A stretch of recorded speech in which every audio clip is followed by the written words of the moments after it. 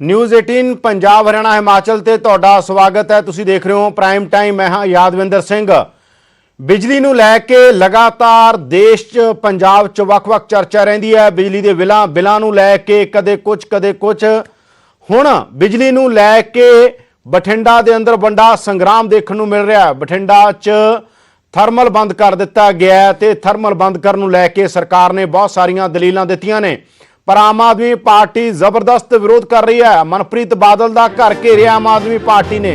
दूजे पासे अकाली दल, क्योंकि बठिंडा नूं पंजाब की सियासी राजधानी कहा जाता है, जदों अकाली दल का राज हुंदा है तां अकाली दल भी बठिंडा दे अंदर मनप्रीत बादल नूं घेर रहा है, क्योंकि मनप्रीत बादल खुद बठिंडा शहरी तो चोन लड़ते हैं। तो बहुत सारे मसले, बहुत सारे विवाद क्यों होयागा बंद बठिंडा का थर्मल, इनू लैके मुलाजम चिंता च ने। सरकार कह रही है मुलाजमान नूं एडजस्ट करांगे और बेड़ा बिहा चुक्या सी, एक चिट्टा हाथी साबित हो रहा सी। इस तरह दीयां दलीलां सरकार दीयां ने। दूजे पासे यूनियन साडे नाल थर्मल यूनियन दे गुरसेवक सिंह जुड़नगे, साडे नाल श्रोमणी अकाली दल दे साबका बिजली मंत्री ते सीनियर लीडर सिकंदर सिंह मलूका जुड़नगे ते साडे नाल फतेह जंग सिंह बाजवा कांग्रेस पार्टी तो होणगे। चर्चा असीं शुरू करांगे, पर उस तो पहलां एक रिपोर्ट दिखाउने आ कि बठिंडा थर्मल क्यों बंद होया और किन्नियां नौकरियां दे उत्ते की असर पएगा और सरकार दे दावे की ने।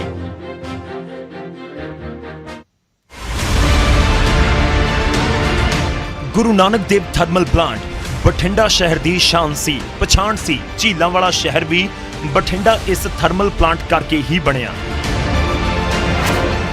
38 साल तक पंजाब नूं रोशन करने वाला यह थर्मल प्लांट अपना भविख रोशन नहीं कर सकिया। इतिहास के पन्नियां च सिमट गया, क्योंकि सरकार थर्मल नूं बंद करके इसकी जमीन नूं रिहायशी ते कमर्शियल थां दे विच बदलण जा रही है। थर्मल नूं बंद करन पिछे सरकार ने एक नहीं बल्कि तीन दलीलां दित्तियां ने। बठिंडा तो विधायक ते खजाना मंत्री मनप्रीत बादल दी मन्नीए तो इस थर्मल प्लांट तो बिजली पैदा करना इन्ना महंगा सौदा सी कि सरकार दे खजाने का धुआं निकल रहा सी। बादल साहब मुताबिक बिजली की एक यूनिट पैदा करने से 7 रुपए 70 पैसे खर्च आ रहा सी, जदों कि बाहर तो 2 रुपए 30 पैसे बिजली मिल रही है। वो गल वखरी है कि लोगों नूं इन्नी सस्ती मिलती नहीं। ये बठिंडे दे विच ये 7 रुपए ते 70 पैसे आ रही सी, ਜਿਹੜੀ कि अज जो आप बैठे हैं, अज पंजाब ने बिजली खरीदी है 2 रुपए 30 पैसे ते।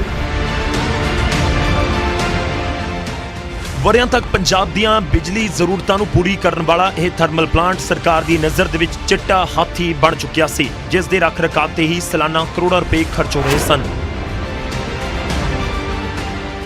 एक सेंट्रल इलैक्ट्रिसिटी अथॉरिटी है, उहदियां गाइडलाइंस है और उन्होंने गाइडलाइंस के मुताबिक जो भी इंडिया के थर्मल स्टेशन है जिहड़े 25 साल की बुनियाद पूरी कर चुके हैं, उन्होंने जे अनइकोनॉमिकल होण तो उन्होंने बंद करना ये गाइडलाइन के हिस्से च आउंदा है। और बठिंडे का जिहड़ा स्टेशन सीगा ये 38 तो 43 साल उम्र पूरी कर चुकिया सी। तीजा कारण मंत्री साहब ने दस्सिया कि यह प्लांट कोले दे नाल चलदा सी, जिस नाल चौगिरदे दा नुकसान हुंदा सी ते वातावरण नूं खराब करन बदले 250 करोड़ दे करीब तां जुर्माना ही भरना पैना सी।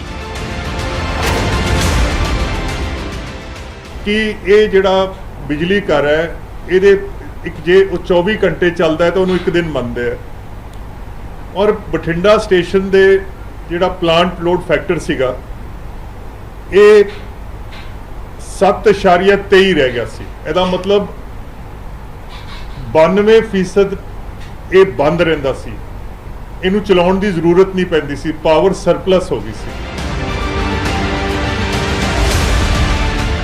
खजाना मंत्री ने यह भी दावा किया कि इस थर्मल प्लांट के 1057 पक्के, 132 आउटसोर्सिस ते 630 ठेका आधारित मुलाजमां चों किसी की भी नौकरी नहीं गई। सबनू बठिंडा जिले दे विच ही एडजस्ट कर दिता गया।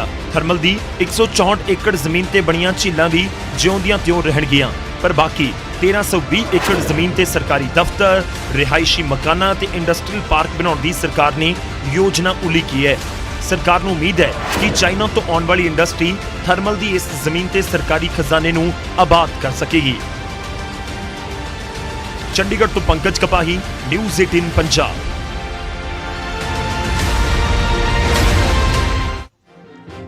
ਤਾਂ ਤੁਸੀਂ ਸੁਣਿਆ ਮਨਪ੍ਰੀਤ ਬਾਦਲ ਦੀਆਂ ਦਲੀਲਾਂ। ਇਹ ਦਲੀਲਾਂ ਪਹਿਲਾਂ ਵੀ ਆਉਂਦੀਆਂ ਰਹੀਆਂ ਨੇ। ਮਨਪ੍ਰੀਤ ਬਾਦਲ ਹਰ ਵਾਰ, ਕਿਉਂਕਿ ਇਹ ਚਰਚਾ ਬਹੁਤ ਪਹਿਲਾਂ, ਹਾਲਾਂਕਿ ਮਨਪ੍ਰੀਤ ਬਾਦਲ ਦਾ ਚੋਣਾਂ ਤੋਂ ਪਹਿਲਾਂ ਇੱਕ ਬਿਆਨ ਹੈ ਜਿਸ ਮਨਪ੍ਰੀਤ ਬਾਦਲ ਕਹਿੰਦੇ ਨੇ ਕਿ ਨਹੀਂ, ਥਰਮਲ ਦੀਆਂ ਚਿਮਨੀਆਂ 'ਚੋਂ ਧੂੰਆਂ ਨਿਕਲੇਗਾ। ਚੋਣਾਂ ਦੇ ਟਾਈਮ ਉਹ ਬਿਆਨ ਸੀ, ਪਰ ਚੋਣਾਂ ਤੋਂ ਬਾਅਦ ਸਰਕਮਸਟੈਂਸ ਬਣਦੇ ਗਏ, ਬਦਲਦੇ ਗਏ। ਪਹਿਲਾਂ ਇਹ ਕਿਹਾ ਗਿਆ ਸੀ ਲੋਕ ਸਭਾ ਚੋਣਾਂ ਤੋਂ ਪਹਿਲਾਂ ਹੀ ਬੰਦ ਹੋ ਜਾਣਾ, ਚੋਣਾਂ ਇੱਕ ਇੰਪੋਰਟੈਂਟ ਫੈਕਟਰ ਹੁੰਦੀਆਂ ਨੇ, ਤਾਂ ਚੋਣਾਂ ਤੋਂ ਬਾਅਦ ਬੰਦ ਹੋਇਆ। ਸਾਡੇ ਨਾਲ ਗੁਰਸੇਵਕ ਸਿੰਘ ਬਠਿੰਡਾ ਥਰਮਲ ਮੁਲਾਜ਼ਮ ਯੂਨੀਅਨ ਦੇ ਪ੍ਰਧਾਨ ਜੁੜ ਚੁੱਕੇ ਨੇ। ਸਿਕੰਦਰ ਸਿੰਘ ਮਲੂਕਾ ਸ਼੍ਰੋਮਣੀ ਅਕਾਲੀ ਦਲ ਦੇ ਸੀਨੀਅਰ ਲੀਡਰ ਤੇ ਸਾਬਕਾ ਬਿਜਲੀ ਮੰਤਰੀ ਸਾਡੇ ਨਾਲ ਹੋਣਗੇ। ਸਾਡੇ ਨਾਲ ਫਤਿਹ ਜੰਗ ਬਾਜਵਾ ਹੋਣਗੇ। ਫਤਿਹ ਜੰਗ ਥੋੜਾ ਜਿਹਾ ਲੇਟ ਜੁੜਨਗੇ, ਪਰ ਸਭ ਤੋਂ ਪਹਿਲਾਂ ਚੱਲਦੇ ਹਾਂ ਅਸੀਂ ਮੁਲਾਜ਼ਮ ਯੂਨੀਅਨ ਦੇ ਜਿਹੜੇ ਪ੍ਰਧਾਨ ਨੇ ਗੁਰਸੇਵਕ ਸਿੰਘ ਜੀ। ਗੁਰਸੇਵਕ ਸਿੰਘ ਜੀ, ਇਹ ਦਲੀਲਾਂ ਮਨਪ੍ਰੀਤ ਬਾਦਲ ਪਹਿਲਾਂ ਵੀ ਦਿੰਦੇ ਰਹੇ ਨੇ। ਕਾਫੀ ਵਾਰ ਮਨਪ੍ਰੀਤ ਬਾਦਲ ਨੇ ਇਹੀ ਦਲੀਲਾਂ, ਸੇਮ ਦਲੀਲਾਂ ਪਹਿਲਾਂ ਵੀ ਦਿੱਤੀਆਂ ਸੀ, ਪਰ ਕਿਉਂਕਿ ਚੋਣਾਂ ਆ ਗਈਆਂ ਸੀਗੀਆਂ ਲੋਕ ਸਭਾ ਦੀਆਂ, ਇਸ ਕਰਕੇ ਸ਼ਾਇਦ ਲੇ ਹੋ ਗਿਆ। ਪਰ ਉਹ ਸਿੱਧੇ ਤੌਰ ਤੇ ਕਹਿੰਦੇ ਨੇ ਕਿ ਚਿੱਟਾ ਹਾਥੀ, ਇੱਕ ਤਰ੍ਹਾਂ ਜੇ ਇੱਕੋ ਲਾਈਨ 'ਚ ਕਹਿਣਾ ਹੋਵੇ, ਬਠਿੰਡਾ ਥਰਮਲ ਚਿੱਟਾ ਹਾਥੀ ਹੈ। ਕਿਉਂ ਨਹੀਂ ਹੈ? ਤੁਹਾਡੀਆਂ ਦਲੀਲਾਂ ਇਹ ਹੁੰਦੀਆਂ ਨੇ, ਤੁਸੀਂ ਦੱਸ ਸਕਦੇ ਹੋ। ਔਰ ਕਹਿ ਰਹੇ ਮੁਲਾਜ਼ਮ ਐਡਜਸਟ ਹੋਣਗੇ, ਮੁਲਾਜ਼ਮਾਂ ਨੂੰ ਕਿਤੇ ਅਸੀਂ ਜਾਣ ਨਹੀਂ ਦਿਆਂਗੇ। ਪਹਿਲਾਂ ਤਾਂ ਜਾਦਵਿੰਦਰ ਜੀ ਤੁਹਾਡਾ ਬਹੁਤ ਬਹੁਤ ਧੰਨਵਾਦ ਕਿ ਤੁਸੀਂ ਸਾਨੂੰ ਮੌਕਾ ਦਿੱਤਾ ਆਪਣੀ ਗੱਲ ਰੱਖਣ ਦਾ। ਤੇ ਜਿੱਥੋਂ ਤੱਕ ਮਾਨਯੋਗ ਖਜ਼ਾਨਾ ਮੰਤਰੀ ਜੀ ਦਾ ਸਵਾਲ ਹੈ ਕਿ ਬਠਿੰਡਾ ਥਰਮਲ ਜੀ ਬੜਾ ਮਹਿੰਗਾ ਪੈਂਦਾ ਹੈ, ਇਸ ਕਰਕੇ ਇਹਨੂੰ ਬੰਦ ਕਰ ਦਿੱਤਾ ਗਿਆ ਹੈ। ਸੋ ਇਹ ਸਾਰੀਆਂ ਗੱਲਾਂ ਉਹਨਾਂ ਦੀਆਂ ਝੂਠੀਆਂ ਨੇ। ਔਰ ਸਾਡੇ ਕੋਲੇ ਅਸੀਂ RTI ਪਾ ਕੇ ਬਕਾਇਦਾ ਤੌਰ 'ਤੇ ਇਹਦੇ ਅਸੀਂ ਮੰਗਿਆ ਸੀ ਕਿ ਇਹਦੀ ਜਿਹੜੀ ਬਿਜਲੀ ਹੈ ਉਹ ਪ੍ਰਤੀ ਯੂਨਿਟ ਕਿੰਨੇ ਰੁਪਏ ਪੈਂਦੀ ਹੈ, ਤੇ ਉਹ ਸਾਡੀ ਮੈਨੇਜਮੈਂਟ ਨੇ RTI ਦੇ ਰਾਹੀਂ ਸਾਨੂੰ ਦੱਸਿਆ ਕਿ 4 ਰੁਪਏ 76 ਪੈਸੇ ਇਹਦੀ ਬਿਜਲੀ ਪੈਂਦੀ ਹੈ। ਜਿੱਥੋਂ ਤੱਕ ਇਹਨਾਂ ਦਾ ਸਵਾਲ ਹੈ ਕਿ ਇਹ ਸਾਰਾ ਹੀ ਲੋਡ ਫੈਕਟਰ 7% ਰਹਿ ਗਿਆ ਸੀ ਇਹਦਾ, ਤੇ ਇਹ ਤਾਂ ਭਾਵੇਂ ਭਾਈ 0% ਕਰ ਦਿਓ। ਇਹਨਾਂ ਦੀ ਇੱਕ ਬਹੁਤ ਵੱਡੀ ਚਾਲ ਸੀ ਕਿ ਜਦੋਂ ਤੋਂ ਪ੍ਰਾਈਵੇਟ ਥਰਮਲ ਪਲਾਂਟ ਹੋਂਦ ਵਿੱਚ ਆਏ ਆ, ਜਦੋਂ ਤੋਂ ਉਹਨਾਂ ਨੇ ਉਹ ਕਹਿੰਦੇ 2 ਰੁਪਏ 70 ਪੈਸੇ ਮਿਲ ਰਹੀ ਹੈ ਸਾਨੂੰ ਬਿਜਲੀ, ਜਿਵੇਂ ਹੁਣ ਉਹਨਾਂ ਨੇ ਦਲੀਲ ਦਿੱਤੀ ਕਿ 2 ਰੁਪਏ 70 ਪੈਸੇ। ਬਹੁਤ ਚੰਗੀ ਗੱਲ ਹੈ। ਜੇ 2 ਰੁਪਏ 70 ਪੈਸੇ ਮਿਲ ਰਹੀ ਹੈ ਤਾਂ ਫਿਰ ਸਰਕਾਰ ਲੋਕਾਂ ਨੂੰ 9 ਜਾਂ 10 ਰੁਪਏ ਕਿਉਂ ਦੇ ਰਹੀ ਹੈ? 2 ਰੁਪਏ 70 ਪੈਸੇ ਮਿਲ ਰਹੀ ਹੈ ਤਾਂ 3.5 ਰੁਪਏ ਦੇਵੇ ਲੋਕਾਂ ਨੂੰ ਬਿਜਲੀ ਕਿਉਂ ਨਹੀਂ ਦੇ ਰਹੇ? ਸੋ ਇਸ ਕਰਕੇ ਇਹ ਸਾਰੀਆਂ ਦਲੀਲਾਂ ਜਿਹੜੀਆਂ ਇਹ ਇੱਕ ਝੂਠ ਦਾ ਪਲੰਦਾ ਨੇ। ਦੂਜੀ ਦਲੀਲ ਇੱਕ ਇਹ ਦਿੰਦੇ ਨੇ ਕਿ ਸੈਂਟਰ ਦਾ ਵੀ ਇੱਕ ਸੈਂਟਰ ਦਾ ਕਾਨੂੰਨ ਹੈ ਜਿਹਦੇ ਮੁਤਾਬਕ ਸਾਨੂੰ 18 ਲੱਖ ਰੁਪਏ ਦਾ ਜੁਰਮਾਨਾ ਦੇਣਾ ਪੈਣਾ। ਔਰ ਨਾਲ ਦੀ ਨਾਲ ਹੀ ਉਹ ਕਹਿ ਰਹੇ ਨੇ ਮੁਲਾਜ਼ਮਾਂ ਨੂੰ ਜਦੋਂ ਅਸੀਂ ਐਡਜਸਟ ਕਰ ਦਾਂਗੇ ਤੇ ਸਮੱਸਿਆ ਕੀ ਹੈ? ਟੈਕਸ ਪੇਅਰ ਦਾ ਪੈਸਾ, ਲੋਕਾਂ ਦਾ ਪੈਸਾ ਅਸੀਂ ਪਾਣੀ ਵਾਂਗੂ ਕਿਵੇਂ ਬਹਾਈਏ? 18 ਲੱਖ ਰੁਪਏ ਇੱਕ ਦਿਨ ਦਾ ਕਿਉਂ ਦਈਏ ਜੁਰਮਾਨੇ ਦਾ? ਪਹਿਲੀ ਗੱਲ ਤਾਂ ਇਸ ਗੱਲ ਦੇ ਵਿੱਚ ਕੋਈ ਵਜਨ ਨਹੀਂ ਹੈ ਕਿ ਵੀ ਇਹਦਾ ਜੁਰਮਾਨਾ ਭਰਨਾ ਪੈਣਾ ਸੀ। ਜਿਹੜਾ ਬਠਿੰਡਾ ਥਰਮਲ ਆ ਉਹ ਰੈਨੋਵੇਸ਼ਨ ਤੋਂ ਬਾਅਦ ਜਿਹੜੀਆਂ ਵੀ ਪ੍ਰਦੂਸ਼ਣ ਬੋਰਡ ਦੀਆਂ ਜਿੰਨੀਆਂ ਵੀ ਹਦਾਇਤਾਂ ਉਹਨਾਂ ਦੀ ਉਹ ਪਾਲਣਾ ਕਰਦਾ ਸੀਗਾ। ਬਿਲਕੁਲ ਵੀ ਇਹਦਾ ਪ੍ਰਦੂਸ਼ਣ ਨਹੀਂ ਸੀਗਾ। ਇਹ ਬਿਲਕੁਲ ਸਾਰੇ ਜਿਹੜੇ ਹੈ ਐਵੇਂ ਲਾਲੀਪੌਪ ਲੋਕਾਂ ਨੂੰ ਦਿੱਤੇ ਗਏ ਹੈ, ਲੋਕਾਂ ਨੂੰ ਗੁੰਮਰਾਹ ਕੀਤਾ ਗਿਆ, ਤੇ ਬਿਲਕੁਲ ਵੀ ਕੋਈ ਇਹਦਾ ਜੁਰਮਾਨਾ ਨਹੀਂ ਭਰਨਾ ਪੈਣਾ ਸੀ। ਔਰ ਬਹੁਤ ਹੀ ਸਸਤੀ ਬਿਜਲੀ ਜਿਹੜਾ ਪੈਦਾ ਕਰ ਰਿਹਾ ਸੀਗਾ। ਨਹੀਂ, ਪਰ ਜੇ ਤੁਸੀਂ 4 ਰੁਪਏ 70 ਪੈਸੇ ਵੀ ਕਹਿ ਰਹੇ ਹੋ, ਮਨਪ੍ਰੀਤ ਕਹਿ ਰਿਹਾ 2 ਰੁਪਏ 70 ਪੈਸੇ ਸਾਨੂੰ ਮਿਲ ਰਹੀ ਹੈ। ਮੈਂ ਕਹਿੰਦਾ ਜੀ ਜੇ ਮਿਲ ਰਹੀ ਹੈ ਤਾਂ ਫਿਰ ਲੋਕਾਂ ਨੂੰ ਸਸਤੀ ਬਿਜਲੀ ਦੇਣੀ ਚਾਹੀਦੀ ਹੈ ਸਰਕਾਰ ਨੂੰ। ਲੋਕਾਂ ਨੂੰ 8 ਜਾਂ 9 ਰੁਪਏ ਕਿਉਂ ਦੇ ਰਹੇ ਨੇ? ਕਿਹੜੇ ਖਰਚੇ ਪੈਂਦੇ ਨੇ ਲੋਕਾਂ ਨੂੰ ਦੱਸੋ। ਇਸ ਵੇਲੇ ਜਿਹੜਾ ਜੀਵੀਕੇ ਇੱਕ ਲਾਈਨ 'ਚ ਤੁਸੀਂ ਇਹ ਸਮਝਾਓਗੇ। ਅਸਲ 'ਚ ਦੇਖੋ, ਤੁਹਾਨੂੰ ਇਹ ਗੁਰਸੇਵਕ ਜੀ ਇਹ ਦਲੀਲ ਨਾਲ ਤੁਹਾਨੂੰ ਇਹ ਸਮਝਾਉਣਾ ਪਊ, ਜੇ ਤੁਹਾਡੇ ਕੋਲ ਕੋਈ ਦਲੀਲ ਹੈਗੀ ਹੈ ਮਨਪ੍ਰੀਤ ਬਾਦਲ ਦੀ ਗੱਲ ਨੂੰ ਥਿਓਰਾਈਜ਼ ਕਰਨਾ ਹੋਵੇ, ਉਹਨਾਂ ਦੀ ਗੱਲ ਸਿੱਟਾ ਕੱਢ ਕੇ ਕਹਿਣੀ ਹੋਵੇ, ਸਿੱਟਾ ਕੱਢਣਾ ਹੋਵੇ, ਤਾਂ ਉਹ ਕਹਿ ਰਹੇ ਚਿੱਟਾ ਹਾਥੀ ਹੈ। ਚਿੱਟਾ ਹਾਥੀ ਕਿਵੇਂ ਨਹੀਂ ਹੈ ਦੱਸੋ? ਉਹਨਾਂ ਦਾ ਕਹਿਣਾ ਹੈ ਚਿੱਟਾ ਹਾਥੀ ਹੈ। ਇਹ ਮੈਂ ਤੁਹਾਨੂੰ ਪਹਿਲਾਂ ਹੀ ਦੱਸ ਚੁੱਕਿਆ ਹਾਂ ਕਿ ਇਹ ਬਠਿੰਡਾ ਥਰਮਲ ਪਲਾਂਟ ਕੋਈ ਚਿੱਟਾ ਹਾਥੀ ਨਹੀਂ ਸੀਗਾ। ਇਹਨੂੰ ਜਾਣਬੁੱਝ ਕੇ ਬਣਾਇਆ ਗਿਆ ਹੈ। ਔਰ ਜਿਹੜਾ ਜਦੋਂ ਤੋਂ ਪ੍ਰਾਈਵੇਟ ਥਰਮਲ ਚੱਲੇ ਹੈ ਯੋਜਨਾਬੱਧ ਤਰੀਕੇ ਦੇ ਨਾਲ ਇਹਨੂੰ ਜਾਣਬੁੱਝ ਕੇ ਦਾ ਲੋਡ ਫੈਕਟਰ ਘਟਾਇਆ ਗਿਆ। ਇਹਨਾਂ ਦੀ ਪਹਿਲਾਂ ਤੋਂ ਸਾਜ਼ਿਸ਼ ਸੀਗੀ ਕਿ ਇਸ ਬਠਿੰਡਾ ਥਰਮਲ ਪਲਾਂਟ ਦੀ ਬਹੁਤ ਕੀਮਤੀ ਜਗ੍ਹਾ ਹੈ, ਇਹਨੂੰ ਬਹਾਨਾ ਬਣਾ ਕੇ ਇਹਨੂੰ ਮਤਲਬ ਮਹਿੰਗੀ ਬਿਜਲੀ ਵਿਖਾ ਕੇ ਇਹਨੂੰ ਬੰਦ ਕਰਨਾ ਹੈ। ਇਹ ਇੱਕ ਇਹਨਾਂ ਦੀ ਯੋਜਨਾ ਸੀ ਪਹਿਲਾਂ ਤੋਂ। ਤੇ ਜਾਣਬੁੱਝ ਕੇ ਤੁਸੀਂ ਕਹਿੰਦੇ ਜਾਣਬੁੱਝ ਕੇ ਬਿਜਲੀ ਮਹਿੰਗੀ ਕੀਤੀ ਹੈ। ਹੁਣ ਤੁਹਾਨੂੰ ਸਮੱਸਿਆ ਕੀ ਹੈ? ਬੰਦ ਹੋਣ ਦਾ ਫੈਸਲਾ ਹੋ ਗਿਆ, ਹੁਣ ਉਹ ਕਹਿ ਰਹੇ ਤੁਹਾਨੂੰ ਐਡਜਸਟ ਕਰ ਦਾਂਗੇ, ਤੁਹਾਡੀਆਂ ਨੌਕਰੀਆਂ ਪੱਕੀਆਂ ਨੇ, ਹੁਣ ਸਮੱਸਿਆ ਕੀ ਹੈ ਫਿਰ? ਨੌਕਰੀਆਂ ਨੂੰ ਤਾਂ ਵੇਖੋ ਜੀ, ਨੌਕਰੀਆਂ ਨੂੰ ਤਾਂ ਕੋਈ ਕਾਇਦੇ ਕਾਨੂੰਨ ਹੈ। ਨੌਕਰੀਆਂ ਤਾਂ ਕੋਈ ਇਹਨਾਂ ਦੇ ਰਹਿਮ ਕਰਮ ਤੇ ਤਾਂ ਮਿਲੀਆਂ ਨਹੀਂ। ਰੈਗੂਲਰ EMPLOYEES ਆ ਜਿਹੜੇ, ਉਹਨਾਂ ਨੂੰ ਨੌਕਰੀ ਤੋਂ ਤਾਂ ਇਹ ਕੱਢਿਆ ਨਹੀਂ ਜਾ ਸਕਦਾ। ਪਰ ਜਿਹੜੇ ਕੱਚੇ ਮੁਲਾਜ਼ਮ ਸੀਗੇ ਉਹਨਾਂ ਦਾ ਨੁਕਸਾਨ ਜ਼ਰੂਰ ਹੋਇਆ ਵਿਚਾਰਿਆਂ ਦਾ, ਉਹਨਾਂ ਨੂੰ ਦੂਰ ਦਰਾਡੇ ਭੇਜਿਆ, ਉਹਨਾਂ ਦੀਆਂ ਤਨਖਾਹਾਂ ਵੀ ਘਟੀਆਂ, ਉਹਨਾਂ ਦੇ ਖਰਚੇ ਵੀ ਵਧੇ ਹੈ। ਸਮੱਸਿਆ ਸਾਨੂੰ ਇਸ ਗੱਲ ਦੀ ਹੈ ਕਿ ਇਹ ਲੋਕਾਂ ਦੀ ਪ੍ਰਾਪਰਟੀ ਹੈ ਔਰ ਸਾਹਿਬ ਸ੍ਰੀ ਗੁਰੂ ਨਾਨਕ ਦੇਵ ਜੀ ਦੇ 500 ਸਾਲਾ ਜਨਮ ਦਿਨ ਦੇ ਉੱਤੇ ਉਹਦੇ ਸਮਰਪਿਤ ਕਰਕੇ ਇਹਦਾ ਨੀਂਹ ਪੱਥਰ ਰੱਖਿਆ ਗਿਆ ਸੀ ਤੇ ਲੋਕਾਂ ਦੀਆਂ ਧਾਰਮਿਕ ਭਾਵਨਾਵਾਂ ਵੀ ਇਹਦੇ ਨਾਲ ਜੁੜੀਆਂ ਹੋਈਆਂ। ਤੇ ਜਿਹੜਾ ਬਿਜਲੀ ਬੋਰਡ ਦੇ ਕਾਮਿਆਂ ਨੇ, ਇੰਜੀਨੀਅਰਾਂ ਨੇ ਬਹੁਤ ਮਿਹਨਤ ਕਰਕੇ ਐਡੀ ਵੱਡੀ ਪ੍ਰਾਪਰਟੀ ਬਣਾਈ ਸੀਗੀ ਤੇ ਅੱਜ ਉਹ ਪ੍ਰਾਪਰਟੀ ਜਿਹੜੀ ਹੈ ਭੂ ਮਾਫੀਆ ਨੂੰ ਟੇਢੇ ਢੰਗ ਦੇ ਨਾਲ ਦੇਣ ਦੇ ਲਈ ਰਾਹ ਪੱਧਰਾ ਕੀਤਾ ਜਾ ਰਿਹਾ। ਸਾਨੂੰ ਦੁੱਖ ਇਸ ਗੱਲ ਦਾ ਹੈ, ਸਾਨੂੰ ਦੁੱਖ ਆਪਣੀਆਂ ਟਰਾਂਸਫਰਾਂ ਦਾ ਜਾਂ ਸਾਨੂੰ ਕੋਈ ਸਸਪੈਂਸ਼ਨਾਂ ਦਾ ਜਾਂ ਸਾਨੂੰ ਕੋਈ ਹੋਰ ਇਹਦਾ ਦੁੱਖ ਨਹੀਂ ਹੈ। ਸਾਨੂੰ ਦੁੱਖ ਇਹ ਹੈ ਕਿ ਲੋਕਾਂ ਦੀ ਮਿਹਨਤ ਦੇ ਨਾਲ ਕੀਤੀ ਕਮਾਈ ਨਾਲ ਬਣਿਆ ਐਡਾ ਵੱਡਾ ਬਿਜਲੀ ਬੋਰਡ ਇਹਦਾ ਉਜਾੜਾ ਕੀਤਾ ਜਾ ਰਿਹਾ। ਬਿਲਕੁਲ। ਹੁਣ ਤੁਹਾਡਾ ਅਗਲਾ ਕਦਮ ਕੀ ਹੋਊ? ਮੈਂ ਸਿਕੰਦਰ ਸਿੰਘ ਮਲੂਕਾ ਕੋਲੇ ਚੱਲਦੇ ਹਾਂ ਅਸੀਂ। ਤੁਹਾਡਾ ਅਗਲਾ ਕਦਮ ਕੀ ਹੋਊਗਾ? ਵਸੇ ਦੱਸੋ ਤੁਹਾਡਾ ਅਗਲਾ ਕਦਮ ਕੀ ਹੋਊ? ਫਤਿਹ ਜੰਗ ਬਾਜਵਾ ਕਿਉਂਕਿ ਥੋੜਾ ਲੇਟ ਨੇ, ਕਾਂਗਰਸ ਤੋਂ ਪੁੱਛਾਂਗੇ ਅਸੀਂ। ਤੁਹਾਡਾ ਅਗਲਾ ਕਦਮ ਕੀ ਹੋਊਗਾ ਹੁਣ? ਸਾਡਾ ਅਗਲਾ ਕਦਮ ਜੀ, ਅਸੀਂ ਇਸ ਨੂੰ ਪਹਿਲਾਂ ਵੀ ਲੋਕਾਂ ਦੇ ਵਿੱਚ, ਪਿੰਡਾਂ 'ਚ, ਕਸਬਿਆਂ 'ਚ, ਸ਼ਹਿਰਾਂ ਦੇ ਵਿੱਚ ਲੈ ਕੇ ਗਏ ਹਾਂ। ਹੁਣ ਵੀ ਅਸੀਂ ਮੀਡੀਆ ਦੇ ਮਾਧਿਅਮ ਰਾਹੀਂ ਤੇ ਪ੍ਰੈਕਟੀਕਲੀ ਲੋਕਾਂ ਦੇ ਪਿੰਡਾਂ ਦੇ ਵਿੱਚ, ਸ਼ਹਿਰਾਂ ਦੇ ਵਿੱਚ ਜਾਵਾਂਗੇ। ਇਸ ਸਾਰਾ ਜਿਹੜਾ ਇਹ ਸਕੈਂਡਲ ਹੈ ਇਹਨੂੰ ਨੰਗਾ ਕਰਾਂਗੇ, ਲੋਕਾਂ ਦੇ ਵਿੱਚ ਸਾਰੀ ਡਿਟੇਲ ਦੇ ਵਿੱਚ ਦੱਸਾਂਗੇ ਕਿ ਕਿਵੇਂ ਬਠਿੰਡਾ ਥਰਮਲ ਪਲਾਂਟ ਨੂੰ ਇੱਕ ਸਾਜ਼ਿਸ਼ ਦੇ ਤਹਿਤ ਭੂ ਮਾਫੀਆ ਦੇ ਨਾਲ ਰਲ ਕੇ ਇਹਦੀ ਜਿਹੜੀ ਬੇਸ਼ਕੀਮਤੀ ਜ਼ਮੀਨ ਹੈ ਉਹਨੂੰ ਜਿਹੜਾ ਦੱਬਿਆ ਜਾ ਰਿਹਾ। ਇਹ ਸਾਰੀਆਂ ਗੱਲਾਂ ਜਿਹੜੀਆਂ ਲੋਕਾਂ ਦੇ ਨਾਲ, ਲੋਕਾਂ ਦੇ ਆਵਾਮ ਦੇ ਨਾਲ ਜਿਹੜਾ ਅਗਲਾ ਤਿੱਖਾ ਸੰਘਰਸ਼ ਅਸੀਂ ਲੜਾਂਗੇ। ਅਸੀਂ ਬਿਲਕੁਲ ਟਿੱਕੇ ਨਹੀਂ ਬੈਠਾਂਗੇ ਜਿੰਨਾ ਚਿਰ ਸਾਡੇ ਕੋਲ ਵਾਪਸ ਆਉਂਦੇ ਆ। ਮਲੂਕਾ ਜੀ ਤੁਹਾਡੀ ਬਠਿੰਡਾ ਦੇ ਅੰਦਰ ਚਰਚਾ ਪਹਿਲਾਂ ਵੀ ਬਹੁਤ ਸਾਰੀ ਚੱਲਦੀ ਰਹੀ ਹੈ ਵੱਖ-ਵੱਖ ਤਰ੍ਹਾਂ ਦੀ ਕਿ ਇਹ ਥਰਮਲ ਨਹੀਂ ਰਹਿਣਾਗਾ, ਔਰ ਜਿਹੜੇ ਇਲਜ਼ਾਮ ਹੁਣ ਵੱਖ-ਵੱਖ ਤਰ੍ਹਾਂ ਆਮ ਆਦਮੀ ਪਾਰਟੀ ਵੀ ਘੇਰ ਰਹੀ ਹੈ, ਤੁਸੀਂ ਵੀ ਘੇਰ ਰਹੇ ਹੋ, ਬਠਿੰਡਾ 'ਚ ਪ੍ਰੋਟੈਸਟ ਹੋ ਰਹੇ ਨੇ, ਖਾਸ ਤੌਰ ਦੇ ਉੱਤੇ ਮਨਪ੍ਰੀਤ ਬਾਦਲ ਦੇ ਉੱਤੇ ਸਿੱਧਾ ਨਿਸ਼ਾਨਾ ਲਾਇਆ ਜਾ ਰਿਹਾ ਸਿਆਸੀ ਤੌਰ ਦੇ ਉੱਤੇ। ਤੁਹਾਨੂੰ ਕੀ ਲੱਗਦਾ ਹੈ ਇਸ, ਜੇ ਮੰਨ ਲਓ ਐ ਮੰਨ ਲੈਂਦੇ ਆ ਕਿ ਆਹ ਦੌਰ 'ਚ ਤੁਹਾਡੀ ਸਰਕਾਰ ਹੀ ਹੁੰਦੀ ਮੰਨ ਲਓ ਜਿਵੇਂ ਹੁਣ, ਤਾਂ ਕੀ ਇਹ ਥਰਮਲ ਚੱਲਦਾ ਰਹਿੰਦਾ?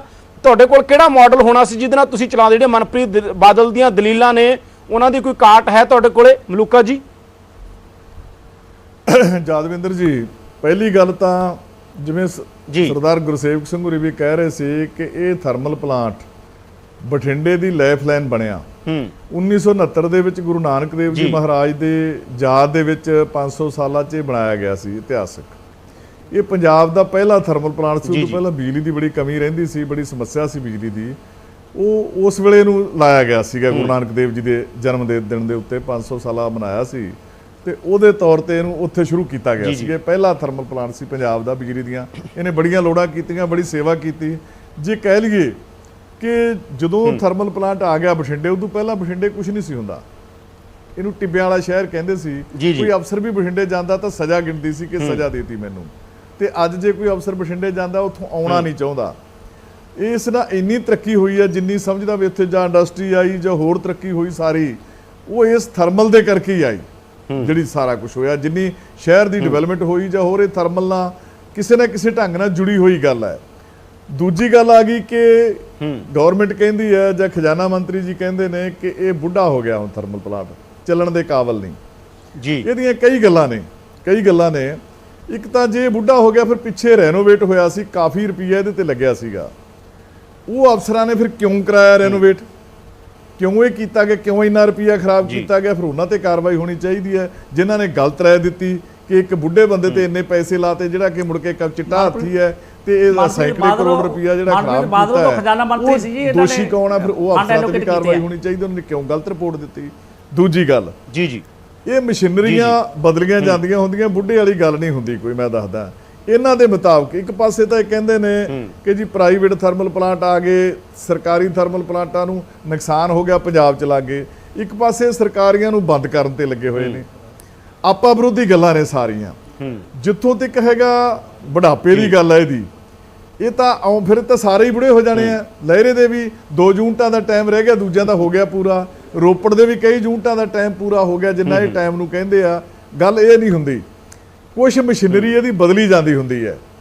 ਇਹਨੂੰ ਚਲਾਉਣ ਦੇ ਵਾਸਤੇ ਨਾ ਕੁਛ ਮਸ਼ੀਨਰੀ ਸਮੇਂ ਦੇ ਨਾਲ, ਠੀਕ ਹੈ ਕਿ ਗਵਰਨਮੈਂਟ ਦੀਆਂ ਜਿਹੜੀਆਂ ਸੈਂਟਰ ਦੀਆਂ ਹਦਾਇਤਾਂ ਨੇ ਉਹਦੇ ਮੁਤਾਬਕ 25 ਸਾਲ ਇਹਦੀ ਬੁਨਿਆਦ ਉਹਨਾਂ ਨੇ ਰੱਖੀ। ਪਰ ਉਹ ਕਹਿੰਦੇ ਨੇ ਮਨਪ੍ਰੀਤ ਬਾਦਲ ਨੇ ਦਲੀਲ ਦਿੱਤੀ ਹੈ ਮਲੂਕਾ ਜੀ ਕਿ ਇਹਦੇ ਤੇ ਬਹੁਤ ਜ਼ਿਆਦਾ ਖਰਚ ਹੋ ਜਾਣਾ ਸੀ, ਉਹਨੇ ਚ ਤਾਂ ਨਵਾਂ ਪਲਾਂਟ ਲੱਗ ਜੇ, ਕੋਈ ਬਹੁਤ ਵੱਡਾ ਕੰਮ ਹੋ ਸਕਦਾ, ਲੋਕਾਂ ਦਾ ਹੀ ਪੈਸਾ, ਸਾਡਾ ਕਿਹੜਾ ਆਪਣਾ ਪੈਸਾ ਇਹ। ਜੀ ਨਹੀਂ ਨਹੀਂ, ਇਹ ਗੱਲ ਝੂਠ ਹੈ। ਮੇਰੀ ਗੱਲ ਸੁਣ ਲਓ ਯਾਦਵਿੰਦਰ ਜੀ, ਇਹ ਗੱਲ ਝੂਠ ਹੈ। ਫਿਰ ਜਦੋਂ ਮਨਪ੍ਰੀਤ ਜੀ ਨੂੰ ਇਹ ਸਾਰੀ ਗੱਲ ਦਾ ਪਤਾ ਸੀ ਕਿ ਬੜਾ ਖਰਚੀਲਾ ਕੰਮ ਹੈ, ਨਹੀਂ ਹੋਏਗਾ, ਤੇ ਮਨਪ੍ਰੀਤ ਜੀ ਸਾਡੇ ਵੇਲੇ ਵੀ ਖਜ਼ਾਨਾ ਮੰਤਰੀ ਰਹੇ ਨੇ, ਉਦੋਂ ਵੀ ਉਹਨਾਂ ਨੂੰ ਪਤਾ ਹੀ ਸੀ ਸਾਰਾ ਕੁਝ। ਇੱਥੇ ਬਠਿੰਡੇ ਵੀ ਆਉਂਦੇ ਜਾਂਦੇ ਰਹਿੰਦੇ ਹੀ ਸੀ, ਲੰਘਦੇ ਸੀ। ਉਦੋਂ ਫਿਰ ਇਲੈਕਸ਼ਨਾਂ 'ਚ ਕਿਉਂ ਕਿਹਾ ਵੀ ਜਦੋਂ ਮੈਂ ਕੋਲ ਦੀ ਲੰਘਦਾ ਮੇਰੇ ਅੱਖਾਂ 'ਚ ਹੰਝੂ ਆ ਜਾਂਦੇ ਆ, ਮੈਂ ਜਦੋਂ ਆ ਗਏ ਧੂਆਂ ਕੱਢਣਗੀਆਂ ਚਿਮਨੀਆਂ, ਫਿਰ ਕੀ ਲੋੜ ਪਈ ਸੀ ਕਹਿਣ ਦੀ? ਜੇ ਪਤਾ ਸੀ ਉਹਨਾਂ ਨੂੰ ਸਾਰਾ, ਕਿਉਂਕਿ ਨਵੇਂ ਤਾਂ ਹੈ ਨਹੀਂ, ਪਹਿਲਾਂ ਵੀ ਉਹਨਾਂ ਨੂੰ ਪਤਾ ਹੀ ਹੈ, ਸਰਕਾਰ ਦੇ ਵਿੱਚ ਹੀ ਰਹੇ ਨੇ, ਫਿਰ ਕਿਉਂ ਕਈਆਂ ਇਹ ਗੱਲਾਂ ਲੋਕਾਂ ਦੇ ਵਿੱਚ ਵੀ ਮੈਂ ਜਦੋਂ ਆਉਣਾ ਮੇਰੇ ਅੱਖਾਂ 'ਚ ਹੰਝੂ ਆ ਜਾਂਦੇ ਆ, ਇਹ ਚਿਮਨੀਆਂ ਧੂਆਂ ਕੱਢਣਗੀਆਂ ਜਦੋਂ ਸਾਡੀ ਸਰਕਾਰ ਆ ਗਈ? ਫਿਰ ਕਿਉਂ ਕਈਆਂ ਗੱਲਾਂ ਲੋਕਾਂ ਨੂੰ ਉਸ ਵੇਲੇ ਗਲਤ ਕਹੀਆਂ ਫਿਰ ਉਹਨਾਂ ਨੇ? ਦੂਜੀ ਗੱਲ, ਜਿਹੜਾ ਭਾਖੜਾ ਡੈਮ ਹੈ ਜਾਂ ਨੰਗਲ ਡੈਮ ਹੈ, ਉਹ ਇਦੋਂ ਵੀ ਪੁਰਾਣੇ ਲੱਗੇ ਹੋਏ ਨੇ, ਬਹੁਤ ਪੁਰਾਣੇ ਲੱਗੇ ਹੋਏ ਨੇ। ਉਹਨਾਂ ਦੀ ਮਸ਼ੀਨਰੀ 3 ਵਾਰੀ ਬਦਲੀ ਜਾ ਚੁੱਕੀ ਹੈ, ਤੇ ਹੋਰ ਪਾਵਰ ਸਗਾ ਵੱਧ ਜਾਂਦੀ ਹੈ, ਉਦੋਂ ਵੱਡੇ ਹੋ ਜਾਂਦੇ ਨੇ ਜਦੋਂ ਮਸ਼ੀਨਰੀ ਪੁਰਾਣੀ ਬਦਲਦੇ ਨੇ, ਕਿਉਂਕਿ ਨਵੀਂ ਟੈਕਨੋਲੋਜੀ ਆ ਰਹੀ ਹੈ ਨਾ, ਰੋਜ਼ ਹੀ ਦਿਨ ਦੇ ਵਿੱਚ ਨਵੀਂ ਆ ਰਹੀ ਹੈ। ਉਹ ਉਦੋਂ ਪਾਵਰ ਵੱਧ ਜਾਂਦੀ ਹੈ, ਉੱਥੇ ਹੋਰ ਪਾਵਰ, ਉਹਦੀ ਬਿਜਲੀ ਜ਼ਿਆਦਾ ਪੈਦਾ ਕਰਨ ਲੱਗ ਜਾਂਦਾ। ਫਿਰ ਤਾਂ ਉਹ ਭਾਖੜਾ ਡੈਮ ਵੀ ਬੰਦ ਕਰ ਦੇਣਾ ਚਾਹੀਦਾ ਸੀ, ਪੁਰਾਣਾ ਲੱਗਿਆ ਵਾ, ਉੱਥੇ ਕਿਉਂ ਮਸ਼ੀਨਰੀ ਬਦਲੀ ਜਾ ਰਹੀ ਹੈ ਬਾਰ-ਬਾਰ? ਇਵੇਂ ਜੀ ਕੀ ਜਿਹੜਾ ਇਹ ਥਰਮਲ ਪਲਾਂਟ ਆਪਣੇ ਬੜਾ ਵੱਡਾ ਢਾਂਚਾ ਬਣਿਆ ਵਾ, ਸਾਰਾ ਸਿਸਟਮ ਬਣਿਆ ਵਾ, ਬਹੁਤ ਲੋਕਾਂ ਦੇ ਰਹਿਣ ਨੂੰ ਘਰ ਬਣੇ ਹੋਏ ਨੇ, ਝੀਲਾਂ ਬਣੀਆਂ ਹੋਈਆਂ ਨੇ, ਸਾਰਾ ਸਿਸਟਮ ਬਣਿਆ ਵਾ। ਥੋੜੀਆਂ ਚੀਜ਼ਾਂ ਹੀ ਆ ਜਿਹੜੀਆਂ ਬਦਲ ਕੇ ਨਵੀਆਂ ਲਾਈਆਂ ਜਾ ਸਕਦੀਆਂ ਨੇ, ਨਵੀਆਂ ਲਾ ਕੇ ਇਦੋਂ ਜ਼ਿਆਦਾ ਪਾਵਰ ਦਾ। ਹੁਣ ਇਹ ਹੈਗੇ 110 ਦੇ 4, ਤੇ ਹੁਣ ਜਿਹੜਾ ਨਵੇਂ ਯੁੱਗ ਆ ਗਿਆ ਉਹ ਕੋਈ 500 ਪਾਵਰ ਦਾ ਵੀ ਲੱਗ ਜਾਂਦਾ ਹੈ, ਕੋਈ 750 ਦਾ ਵੀ ਲੱਗ ਜਾਂਦਾ ਹੈ, ਵੱਡੇ ਆ ਗਏ ਨੇ। ਤੇ ਹੌਲੀ ਹੌਲੀ ਕੱਲਾ ਕਰਕੇ ਇਹਨਾਂ ਨੂੰ ਵੱਡੇ ਕੀਤਾ ਜਾ ਸਕਦਾ ਸੀ। ਦੇਖੋ ਇਸ ਗੱਲ ਤੋਂ ਅਸੀਂ ਮੁਨਕਰ ਨਹੀਂ ਹੋ ਸਕਦੇ ਕਿ ਬਿਜਲੀ ਦੀਆਂ ਲੋੜਾਂ ਤਾਂ ਵਧਣਗੀਆਂ, ਆਉਣ ਵਾਲੇ ਸਮੇਂ 'ਚ ਬਿਜਲੀ ਤਾਂ ਮੰਗ ਦਿਨੋਂ ਦਿਨ ਵੱਧਦੀ ਜਾਂਦੀ ਹੈ। ਪਹਿਲਾਂ ਬਹੁਤ ਥੋੜੀ ਮੰਗ ਹੁੰਦੀ ਸੀ, ਸਾਡੇ ਪਿੰਡ ਜਿੱਦੇ ਪਹਿਲਾਂ ਇੱਕ ਟਰਾਂਸਫਾਰਮਰ ਲੱਗਿਆ ਪਿੰਡ ਦੇ ਵਿੱਚ ਜਦੋਂ ਬਿਜਲੀ ਆਈ 72 'ਚ, ਤੇ ਅੱਜ 40 ਟਰਾਂਸਫਾਰਮਰ ਲੱਗੇ ਨੇ, ਕਿਉਂਕਿ ਮੰਗ ਵੱਧ ਗਈ ਲੋਕਾਂ ਦੀ। ਪਹਿਲਾਂ ਇਕੱਲੇ ਪੱਖੇ ਹੀ ਹੁੰਦੇ ਸੀ, ਹੁਣ ਏਸੀ ਆ ਗਏ ਨੇ ਨਾਲ। ਸੋ ਆਉਣ ਵਾਲੇ ਸਮੇਂ 'ਚ ਇੰਡਸਟਰੀ ਆਏਗੀ, ਹੋਰ ਚੀਜ਼ਾਂ ਹੋਣਗੀਆਂ, ਮੰਗ ਵਧੇਗੀ, ਤੇ ਫਿਰ ਨਵੇਂ ਜੇ ਨਹੀਂ ਲਾਉਣਗੇ, ਪੁਰਾਣਿਆਂ ਨੂੰ ਪੱਟ ਦੇਣਗੇ, ਤੇ ਫਿਰ ਬਿਜਲੀ ਕਿਵੇਂ ਪੂਰੀ ਕਰਨਗੇ? ਸੋ ਇਹਨਾਂ ਨੂੰ ਰੈਨੋਵੇਟ ਕਰਕੇ ਵੱਡੇ ਕੀਤੇ ਜਾ ਸਕਦੇ ਸੀ, ਹੌਲੀ ਹੌਲੀ ਕਰ ਲੈਂਦੇ, ਪਹਿਲਾਂ ਇੱਕ ਨੂੰ ਕਰ ਲੈਂਦੇ, ਫਿਰ ਦੂਜੇ ਨੂੰ ਕਰ ਲੈਂਦੇ, ਫਿਰ ਤੀਜੇ ਨੂੰ ਕਰ ਲੈਂਦੇ। ਨਾਲ ਇੱਕ ਸਾਡੇ 'ਚ ਇੱਧਰ ਨਹੀਂ ਸੀ ਕਰਨਾ, ਪਰਾਲੀ ਦੀ ਬੜੀ ਵੱਡੀ ਸਮੱਸਿਆ ਪੰਜਾਬ 'ਚ, ਤੇ ਇਹ ਪਰਾਲੀ ਵਾਸਤੇ ਕਨਵਰਟ ਕਰ ਦਿੰਦੇ, ਪਰਾਲੀ ਵਾਲਾ ਕਰ ਦਿੰਦੇ। ਪਰਾਲੀ ਵਾਲਾ 1 ਯੂਨਿਟ ਜੇ ਕਰ ਲੈਂਦੇ, ਮੈਨੂੰ ਪਤਾ 6-7 ਜ਼ਿਲ੍ਹਿਆਂ ਦੀ ਸਮੱਸਿਆ ਪਰਾਲੀ ਦੀ ਖਤਮ ਹੁੰਦੀ ਸੀ, ਪਰ ਸਰਕਾਰ ਨੇ ਉਧਰ ਧਿਆਨ ਨਹੀਂ ਦਿੱਤਾ। ਗੱਲ ਕੋਈ ਹੋਰ ਹੈ, ਇਹ ਨਹੀਂ ਹੈਗੀ ਗੱਲ ਕਿ ਚਿੱਟਾ ਹਾਥੀ ਹੈ ਜਾਂ ਹੋਰ ਹੈ, ਗੱਲ ਕੋਈ ਇਹਦੇ 'ਚ ਹੋਰ ਨਿਕਲੇਗੀ। ਸੋ 2-3 ਗੱਲਾਂ ਆਪਾਂ ਵਿਰੋਧੀ ਸੁਣ ਰਹੇ ਆ, ਮੈਂ ਜੋ ਤੁਸੀਂ ਦੱਸਿਆ ਸਾਰਾ ਕੀ ਗੱਲ ਨਿਕਲੇਗੀ ਤੁਹਾਨੂੰ? ਕੀ ਲੱਗਦਾ ਹੈ, ਮਤਲਬ ਕੀ ਇਹੀ ਜੀ ਕਿਹੜੀ ਗੱਲ ਆ ਜਿਹੜੀ ਤੁਹਾਨੂੰ ਲੱਗਦਾ? ਨਹੀਂ ਸੁਣੋ ਪਹਿਲਾਂ ਮੇਰੀ ਗੱਲ। ਇੱਕ ਪਾਸੇ ਕਹਿੰਦੇ ਵੀ ਇਹਦੀ ਬਿਜਲੀ ਮਹਿੰਗੀ ਪੈਂਦੀ ਹੈ, ਚਲੋ ਮਨਪ੍ਰੀਤ ਜੀ ਕਹਿੰਦੇ ਆ 7.5 ਰੁਪਏ ਪੌਣੇ 8 ਪੈਂਦੀ ਹੈ, ਗੁਰਸੇਵਕ ਸੀ ਕਹਿੰਦੇ ਸੀ ਪੌਣੇ 5 ਪੈਂਦੀ ਹੈ, ਤੇ ਖਜ਼ਾਨਾ ਮੰਤਰੀ ਜੀ ਕਹਿੰਦੇ ਵੀ ਸਾਨੂੰ 2 ਰੁਪਏ 70 ਪੈਸੇ ਬਾਹਰੋਂ ਜਾਂ 35 ਪੈਸੇ ਮਿਲਦੀ ਹੈ। ਵੈਸੇ ਤਾਂ ਮੈਂ ਨਹੀਂ ਕਹਿੰਦਾ ਕਿ ਹਲੇ ਇਸ ਭਾਅ ਮਿਲਦੀ ਹੈ, ਕਿਉਂਕਿ ਹੁਣ ਤਾਂ ਬਿਜਲੀ ਦੀ ਮੰਗ ਬਹੁਤ ਹੈ ਇਸ ਵੇਲੇ। ਗਰਮੀਆਂ 'ਚ ਆ ਕੇ ਬਿਜਲੀ ਮਹਿੰਗੀ ਮਿਲਦੀ ਹੁੰਦੀ ਆ, ਸਰਦੀਆਂ 'ਚ ਸਾਡੇ ਕੋਲੇ ਵੀ ਸਰਪਲਸ ਹੋ ਜਾਂਦੀ ਹੈ। ਜੇ ਵਾਕਈ 2 ਰੁਪਏ 35 ਪੈਸੇ ਇਹਨਾਂ ਨੂੰ ਮਿਲਦੀ ਹੈ, ਜਿਹੜੀ ਤੁਸੀਂ ਦੱਸਿਆ ਵੀ ਖਜ਼ਾਨਾ ਮੰਤਰੀ ਜੀ ਕਹਿੰਦੇ ਨੇ, ਜਾਂ 70 ਪੈਸੇ ਲਾ ਲਓ, ਤੇ ਫਿਰ 10 ਰੁਪਏ ਯੂਨਿਟ ਸਾਨੂੰ ਕਿਉਂ ਵੇਚਦੇ ਨੇ? ਐਡੀ ਵੱਡੀ ਠੱਗੀ ਲੋਕਾਂ ਨਾਲ ਵੀ 2 ਰੁਪਏ 70 ਪੈਸੇ ਲੈ ਕੇ ਸਰਕਾਰ ਤੇ 10 ਰੁਪਏ ਵਿੱਚ ਲੋਕਾਂ ਨੂੰ, ਇਹ ਤਾਂ ਵਿਸ਼ਵਾਸਘਾਤ ਹੈ ਲੋਕਾਂ ਦੇ ਨਾਲ। ਫਿਰ ਜੇ ਐਡੀ ਸਸਤੀ ਬਿਜਲੀ ਮਿਲਦੀ ਹੈ, ਤੁਸੀਂ 4 ਰੁਪਏ ਵੇਚ ਲਓ, 3 ਰੁਪਏ ਵੇਚ ਲਓ, 5 ਰੁਪਏ ਵੇਚ ਲਓ, ਚਲੋ ਫਿਰ ਵੀ ਖਜ਼ਾਨਾ ਖਾਲੀ ਹੈ ਨਾ, ਪ੍ਰੋਫਿਟ ਲੈ ਕੇ ਤੇ ਡਬਲ ਹੋ ਗਿਆ, ਕੰਮ ਕਰ ਲਓ। ਤੇ 10 ਰੁਪਏ 4 ਗੁਣਾ ਵੱਧ ਬਿਜਲੀ, ਤਾਂ ਬਹੁਤ ਵੱਡਾ ਲੋਕਾਂ ਦਾ ਇੱਕ ਕਿਸਮ ਦਾ ਧੋਖਾ ਤੇ ਫਰਾਡ ਹੈ ਵੀ ਇੰਨੀ ਸਸਤੀ ਬਿਜਲੀ ਲੈ ਕੇ ਤੇ ਇੰਨੀ ਮਹਿੰਗੀ ਦੇ ਰਿਹਾ ਲੋਕਾਂ ਨੂੰ। ਕਦੇ ਸਰਕਾਰਾਂ ਵਪਾਰ ਕਰਦੀਆਂ ਹੁੰਦੀਆਂ ਇਸ ਕੰਮ ਦੇ ਵਿੱਚ? ਇਹ ਤਾਂ ਫਿਰ ਬਹੁਤ ਵੱਡਾ ਵਪਾਰ ਕਰਨ ਲੱਗਿਆ। ਆਮ ਵੀ ਜੇ ਕੋਈ ਚੀਜ਼ ਦਿੰਦਾ ਹੈ, ਜੇ ਰੁਪਏ ਦੀ ਚੀਜ਼ ਆ ਉਹ 1 ਰੁਪਏ 20-15 ਪੈਸਿਆਂ ਦੀ ਦੇ ਦਿੰਦਾ ਹੈ, ਵੀ 15 ਪੈਸੇ ਮੇਰਾ ਮਨ ਨਫਾ ਹੈ ਤੇ ਤੁਸੀਂ 1 20 ਦੀ ਲੈ ਲਓ ਜੀ, ਮੈਨੂੰ 15 ਦੀ 1 ਰੁਪਏ ਦੀ ਆਈ ਹੈ। ਤੇ ਇਹਨਾਂ ਨੂੰ ਜੇ ਇੰਨੀ ਸਸਤੀ ਮਿਲਦੀ ਹੈ, ਫਿਰ ਐਡੀ ਮਹਿੰਗੀ ਕਿਉਂ ਵੇਚਦੇ ਨੇ? ਫਿਰ ਤਾਂ ਬਹੁਤ ਵੱਡੀ ਠੱਗੀ ਆ ਲੋਕਾਂ ਦੇ ਨਾਲ। ਸੋ ਇਸ ਕਰਕੇ ਮੈਨੂੰ ਕਈ ਵਾਪਸ ਆਉਣਾ ਮੈਂ ਤੁਹਾਡੇ ਕੋਲੇ, ਕਿਉਂਕਿ ਸਾਡੇ ਨਾਲ ਕਾਂਗਰਸ ਦੇ ਬੁਲਾਰੇ ਫਤਿਹ ਜੰਗ ਬਾਜਵਾ ਵੀ ਜੁੜਨਗੇ ਬੜੀ ਜਲਦੀ, ਥੋੜਾ ਲੇਟ ਨੇ ਉਹ। ਪਰ ਉਸ ਤੋਂ ਪਹਿਲਾਂ, ਕਿਉਂਕਿ ਇੱਕ ਗੱਲ ਤੁਸੀਂ ਕਹੀ ਆਪਣਾ ਗੁਰਸੇਵਕ ਜੀ ਕਿ ਭੂ ਮਾਫੀਆ ਦੇ ਨਾਲ ਮਿਲ ਕੇ, ਲੈਂਡ ਮਾਫੀਆ ਦੇ ਪਿੱਛੇ ਆ, ਤੁਸੀਂ ਇਹ ਕਿਹਾ, ਇਹ ਇਲਜ਼ਾਮ ਤੁਸੀਂ ਕਿਉਂ ਲਾ ਰਹੇ ਹੋ? ਕਿਹੜਾ ਭੂ ਮਾਫੀਆ ਨਜ਼ਰ ਆ ਰਿਹਾ ਤੁਹਾਨੂੰ ਜਿਹਨੇ ਪੂਰੇ ਦਾ ਪੂਰਾ ਥਰਮਲ ਹੀ ਬੰਦ ਕਰਾਤਾ? ਐਡਾ ਪਾਵਰਫੁਲ ਭੂ ਮਾਫੀਆ ਕਿਹੜਾ ਹੈਗਾ? ਇਹਦੇ ਵਿੱਚ ਕੁਝ ਕੁ ਜਿਹੜੇ ਸਾਡੇ ਸਿਆਸੀ ਲੋਕ ਹੈ, ਪਾਵਰ ਦੇ ਵਿੱਚ ਹੈ, ਉਹਨਾਂ ਦੀਆਂ ਜਿਹੜੀਆਂ ਸਾਰੀਆਂ ਇਹਦੇ ਵਿੱਚ ਹਿੱਸਾ ਪੱਤੀਆਂ ਨੇ। ਜਿਵੇਂ ਪਰਾਲੀ ਦੀ ਗੱਲ ਕੀਤੀ ਹੈ ਕਿ ਸਾਡੀ ਮੈਨੇਜਮੈਂਟ ਨੇ ਇੱਕ ਏਜੰਡਾ ਪਾਸ ਕੀਤਾ ਸੀਗਾ, WTD ਨੇ, BOD ਨੇ, ਜਿਹਦੇ ਵਿੱਚ ਪਾਵਰ ਸੈਕਟਰੀ ਵਗੈਰਾ ਸਾਰੇ ਪੰਜਾਬ ਸਰਕਾਰ ਦੇ IAS ਅਫਸਰ ਹੁੰਦੇ ਆ, ਕਿ ਇਹਨੂੰ ਪਰਾਲੀ ਤੇ ਜੇ ਚਲਾਈਏ ਤਾਂ ਸਾਨੂੰ 4 ਰੁਪਏ ਦੇ ਕਰੀਬ ਬਿਜਲੀ ਦੀ ਮਿਲਣੀ ਸੀਗੀ। ਤੇ ਜਿਹੜੇ ਇਹਨਾਂ ਦੇ ਸਾਂਝੀਵਾਲਾਂ ਦੇ ਇਹਨਾਂ ਦੇ ਜਿਹੜੇ 8 ਜਾਂ 10 ਜਾਂ 15 ਮੈਗਾਵਾਟ ਦੇ ਪਰਾਲੀ ਦੇ ਪ੍ਰੋਜੈਕਟ ਲੱਗੇ ਹੋਏ ਨੇ, ਜਿਨ੍ਹਾਂ ਦੇ ਵਿੱਚ ਪੋਲੀਟੀਕਲ ਸਿਆਸੀ ਬੰਦਿਆਂ ਦੇ ਹਿੱਸੇ ਨੇ, ਉੱਥੋਂ ਜਿਹੜਾ ਪੰਜਾਬ ਗੌਰਮੈਂਟ ਨੇ 8 ਰੁਪਏ 16 ਪੈਸੇ ਉਹਨਾਂ ਦੇ ਨਾਲ ਐਗਰੀਮੈਂਟ ਕਰੇ ਹੋਏ ਨੇ ਬਿਜਲੀ ਲੈਣ ਦੇ, ਤੇ ਹਰ ਸਾਲ 5% ਇਨਕਰੀਜ਼ ਹੋਣੀ ਹੈ। ਇਹਨਾਂ ਗੱਲਾਂ ਤੋਂ ਇਹ ਗੱਲ ਨਿਕਲਦੀ ਹੈ ਕਿ ਜਦੋਂ ਪਰਾਲੀ ਦੇ ਉੱਤੇ ਵੀ ਇੰਨੀ ਸਸਤੀ ਬਿਜਲੀ ਸਾਨੂੰ ਮਿਲਦੀ ਸੀ ਤੇ ਇਸ ਪ੍ਰੋਜੈਕਟ ਨੂੰ ਜਿਹੜਾ ਉਹ ਪਰਾਲੀ ਵਾਲਾ ਕਿਉਂ ਨਹੀਂ ਪਾਸ ਹੋਣ ਦਿੱਤਾ ਗਿਆ। ਇਹ ਸਾਰੀਆਂ ਗੱਲਾਂ ਉਸ ਤੋਂ ਪਹਿਲਾਂ ਖਜ਼ਾਨਾ ਮੰਤਰੀ ਜੀ ਕਹਿੰਦੇ ਸੀ ਕਿ 11 ਰੁਪਏ ਬਿਜਲੀ ਪੈਂਦੀ ਹੈ, 1300 ਕਰੋੜ ਰੁਪਇਆ ਇਹਦੇ ਤੇ ਖਰਚਾ ਜਿਹੜਾ ਸਾਲਾਨਾ ਸਾਡਾ ਆ ਜਾਂਦਾ ਹੈ, ਤੇ ਅੱਜ ਫਿਰ 2 ਸਾਲ ਹੋ ਗਏ 2600 ਕਰੋੜ ਰੁਪਇਆ ਬਚ ਗਿਆ ਹੋਣਾ ਹੈ। ਉਹ ਕਿਹੜੇ ਖਜ਼ਾਨੇ 'ਚ ਪਾਇਆ? ਜਿਹੜਾ ਖਜ਼ਾਨਾ ਮੰਤਰੀ ਜੀ ਨੇ। ਸੋ ਇਸ ਕਰਕੇ ਇਹ ਸਾਰੀਆਂ ਗੱਲਾਂ ਮੇਲ ਖਾਂਦੀਆਂ ਹੈ ਕਿ ਇਸ ਜ਼ਮੀਨ ਦੇ ਉੱਤੇ ਜਿਹੜੀ ਸ਼ਹਿਰ ਦੀ ਧੁੰਨੀ ਦੇ ਵਿੱਚ ਹੈ ਔਰ ਪੰਜਾਬ ਦੇ ਵਿੱਚ ਐਡਾ ਵੱਡਾ ਪੈਲੀ ਦਾ ਟੱਕ ਕਿਤੇ ਵੀ ਨਹੀਂ ਹੋਣਾ ਕਿ ਐਡੀ ਕੀਮਤੀ ਜ਼ਮੀਨ ਆ ਜਿਹੜੀ, ਉਹਨੂੰ ਇਹ ਲੋਕ ਜਿਹੜੇ ਆ ਜਾਣਬੁੱਝ ਕੇ ਲੋਕਾਂ ਨੂੰ ਗੁੰਮਰਾਹ ਕਰਕੇ ਗਲਤ ਅੰਕੜੇ ਪੇਸ਼ ਕਰਕੇ ਇਹ ਸਾਰਾ ਕੁਝ ਜਿਹੜਾ ਹੈਗਾ ਇਹ ਭੂਮਾ ਮਾਫੀਆ ਦੇ ਵਾਸਤੇ ਰਾਹ ਪੱਧਰਾ ਕੀਤਾ ਜਾ ਰਿਹਾ। ਇਹਨਾਂ ਗੱਲਾਂ ਦੇ ਵਿੱਚੋਂ ਝਲਕ ਪੈਂਦੀ ਹੈ ਔਰ ਤੁਹਾਡੇ ਸਾਹਮਣੇ ਜਦੋਂ ਹੁਣ ਇਹ ਕਹਿ ਰਹੇ ਆ ਕਿ ਇੱਥੇ ਮਾਲ ਬਣਾਉਣੇ ਆ, ਇੱਥੇ ਕਲੋਨੀਆਂ ਕੱਟਣੀਆਂ, ਇੱਥੇ ਅਸੀਂ ਇਹ ਕਰਨਾ ਉਹ ਕਰਨਾ ਹੈ, ਇਹ ਗੱਲਾਂ ਸਾਰੀਆਂ ਤੁਹਾਡੇ ਸਾਹਮਣੇ ਆ ਜਾਣਗੀਆਂ। ਜਿਹੜੀਆਂ ਗੱਲਾਂ ਅਸੀਂ ਪਹਿਲਾਂ ਕਹੀਆਂ ਸੀ 2 ਸਾਲ ਪਹਿਲਾਂ ਅਸੀਂ ਲੜਦੇ ਰਹੇ ਹਾਂ, ਸਾਡੀਆਂ ਜਥੇਬੰਦੀਆਂ ਸਾਡੇ ਨਾਲ ਲੜਦੀਆਂ ਰਹੀਆਂ ਨੇ, ਕਿਸਾਨਾਂ ਦੀਆਂ, ਮਜ਼ਦੂਰਾਂ ਦੀਆਂ, ਸਾਡਾ PSC ਵੀ EMPLOYEE JOINT FORUM, ਐਡੇ ਵੱਡੇ ਧਰਨੇ ਲਾਏ ਅਸੀਂ, ਉਦੋਂ ਅਸੀਂ ਗੱਲਾਂ ਦੱਸੀਆਂ ਲੋਕਾਂ ਨੂੰ ਕਿ ਇਹ ਕੀਮਤੀ ਜ਼ਮੀਨ ਹੈ, ਇਹ ਹੁਣ ਇਹਨਾਂ ਦੇ ਰੜਕਦੀ ਹੈ, ਇਹਦੇ ਕਰਕੇ ਇਹਨਾਂ ਨੇ ਜ਼ਮੀਨ ਨੂੰ ਇਹ ਭੂ ਮਾਫੀਆ ਨੂੰ ਰਾਹ ਪੱਧਰਾ ਹੋ ਰਿਹਾ। ਇਹ ਸਭ ਕੁਝ ਤੁਹਾਡੇ ਸਾਹਮਣੇ ਆ ਜਾਣਾ 2 4 6 ਮਹੀਨਿਆਂ ਦੀ ਗੱਲ ਹੈ ਜੀ। ਬਿਲਕੁਲ ਸਾਨੂੰ ਇੱਕ ਬ੍ਰੇਕ ਲਈ ਰੁਕਣਾ ਪੈਣਾ। ਗੁਰਸੇਵਕ ਜੀ ਜੁੜੇ ਰਹੋ ਸਾਡੇ ਨਾਲ। ਇਸ ਬ੍ਰੇਕ ਤੋਂ ਬਾਅਦ ਕਾਂਗਰਸ ਪਾਰਟੀ ਦੇ MLA ਫਤਿਹਜੰਗ ਬਾਜਵਾ ਹੋਣਗੇ, ਜਿਨ੍ਹਾਂ ਤੋਂ ਪੁੱਛਾਂਗੇ ਕਿ ਮਨਪ੍ਰੀਤ ਬਾਦਲ ਦੇ ਤਾਂ ਆਪਣੇ ਤਰਕ ਨੇ ਔਰ ਇਲਜ਼ਾਮ ਯੂਨੀਅਨ ਵੱਲੋਂ ਵੀ ਲੱਗ ਰਹੇ ਨੇ, ਅਕਾਲੀ ਦਲ ਵੱਲੋਂ ਵੀ, ਆਮ ਆਦਮੀ ਪਾਰਟੀ ਵੀ, तमाम ਕਾਂਗਰਸ ਸਰਕਾਰ ਨੂੰ ਲਗਾਤਾਰ ਘੇਰ ਰਹੇ ਨੇ, ਤਾਂ ਕੀ ਕਹਿਣਗੇ ਫਤਿਹਜੰਗ ਬਾਜਵਾ। ਇੱਕ ਬ੍ਰੇਕ ਲਈ ਰੁਕਦੇ ਹਾਂ, ਬ੍ਰੇਕ ਤੋਂ ਬਾਅਦ ਸਿੱਧੇ ਜਵਾਬ ਲਵਾਂਗੇ ਫਤਿਹਜੰਗ ਬਾਜਵਾ ਤੋਂ। ਨਾਲ ਹੀ ਹੋਣਗੇ ਸਿਕੰਦਰ ਸਿੰਘ ਮਲੂਕਾ ਤੇ ਗੁਰਸੇਵਕ ਸਿੰਘ।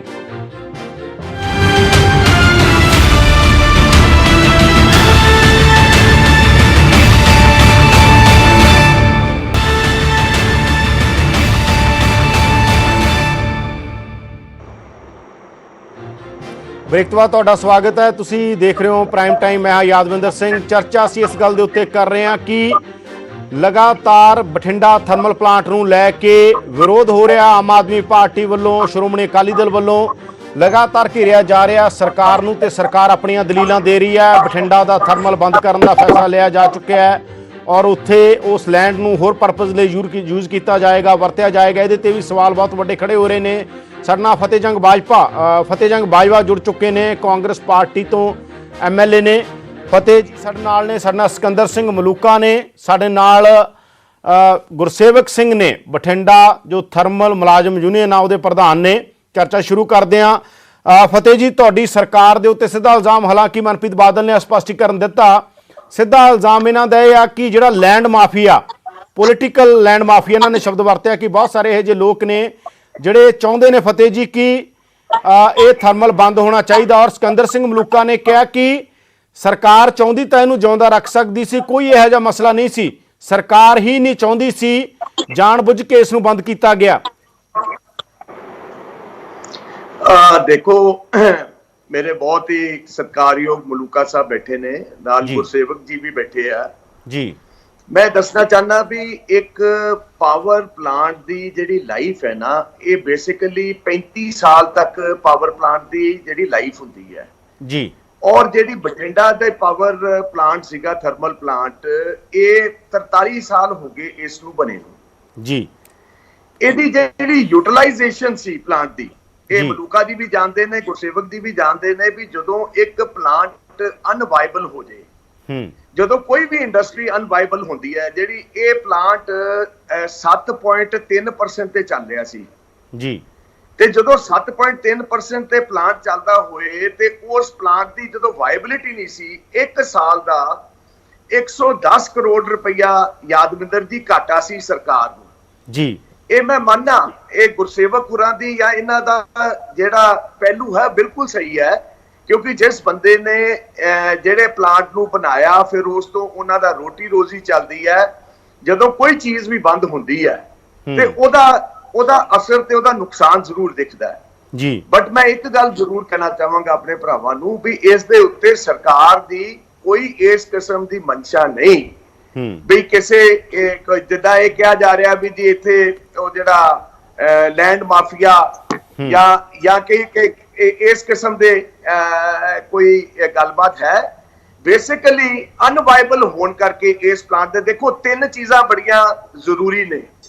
ਤਿੰਨ ਚੀਜ਼ਾਂ ਯਾਦਵਿੰਦਰ ਜੀ, ਇੱਕ ਤੇ ਹੈਗੀ ਹੈ ਕੀ ਕਹਿੰਦੇ ਆ ਕਮਰਸ਼ੀਅਲ ਐਡਮਿਨਿਸਟ੍ਰੇਟਿਵ ਤੇ এনवायरमेंट ਜੀ। এনवायरमेंटल ਜਿਹੜੀ ਇਹਦੀ ਵਾਤਾਵਰਣ ਹੈ ਉਹ ਬਿਲਕੁਲ ਠੀਕ ਹੋਣਾ ਚਾਹੀਦਾ। ਪਲਾਂਟ ਕਿਉਂਕਿ ਪੁਰਾਣਾ ਹੋਣ ਕਰਕੇ ਇਹ ਸੈਂਟਰ ਵੱਲੋਂ ਵੀ ਇਸ ਚੀਜ਼ ਦੇ ਉੱਤੇ ਸੀਗਾ ਵੀ ਕੋਲ ਪਲਾਂਟ ਦੀ ਜਗ੍ਹਾ ਕਲਾਈਮੇਟ ਕੰਟਰੋਲ ਤੇ ਮਰਕਰੀ ਕੰਟਰੋਲ ਦਾ ਨਵੀਂ ਮਸ਼ੀਨ ਤੁਹਾਨੂੰ ਨਵੀਂ ਫਿੱਟ ਕਰਨੀ ਪੈਂਦੀ ਸੀ, ਜਿਹਦਾ ਕਿ ਬਹੁਤ ਜ਼ਿਆਦਾ ਖਰਚਾ ਸੀ ਜੀ। ਔਰ ਅਨਵਾਇਬਲ ਹੋਣ ਕਰਕੇ ਕਿਉਂਕਿ ਜਿਹੜੀ ਕਪੈਸਿਟੀ ਸਿਰਫ 7.5% ਤੇ ਪਲਾਂਟ ਚੱਲਦਾ ਹੋਏ ਉਹ ਤੁਸੀਂ ਖਰਚਾ ਨਹੀਂ ਚੱਲ ਸਕਦੇ।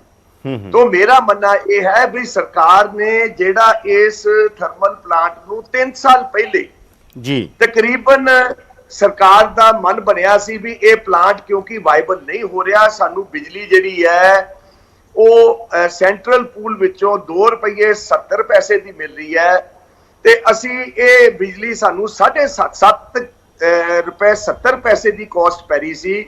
तो वो कॉस्ट जेड़ी सी ओदे नालों बाहरों खरीद के बिजली पैडी सीजन दे विच 3 रुपये तो घट असी किसानां नू वो बिजली प्रदान कराई है। सिकंदर सिंह मलूका ने तय किया जे 3 रुपए पैंदी है तो कहंदे जे 2 रुपए 70 पैसे पै रही है फिर 10-10 रुपए क्यों बेची जा रही है? पंजाब दे लोकां नू भी सस्ती कर दो बिजली। कहंदे देखो पैडी सीजन दे विच अज जेहड़ी बिजली हैगी है ये सेंट्रल पूल दे विचों तुहानू सस्ती पै रही है जी।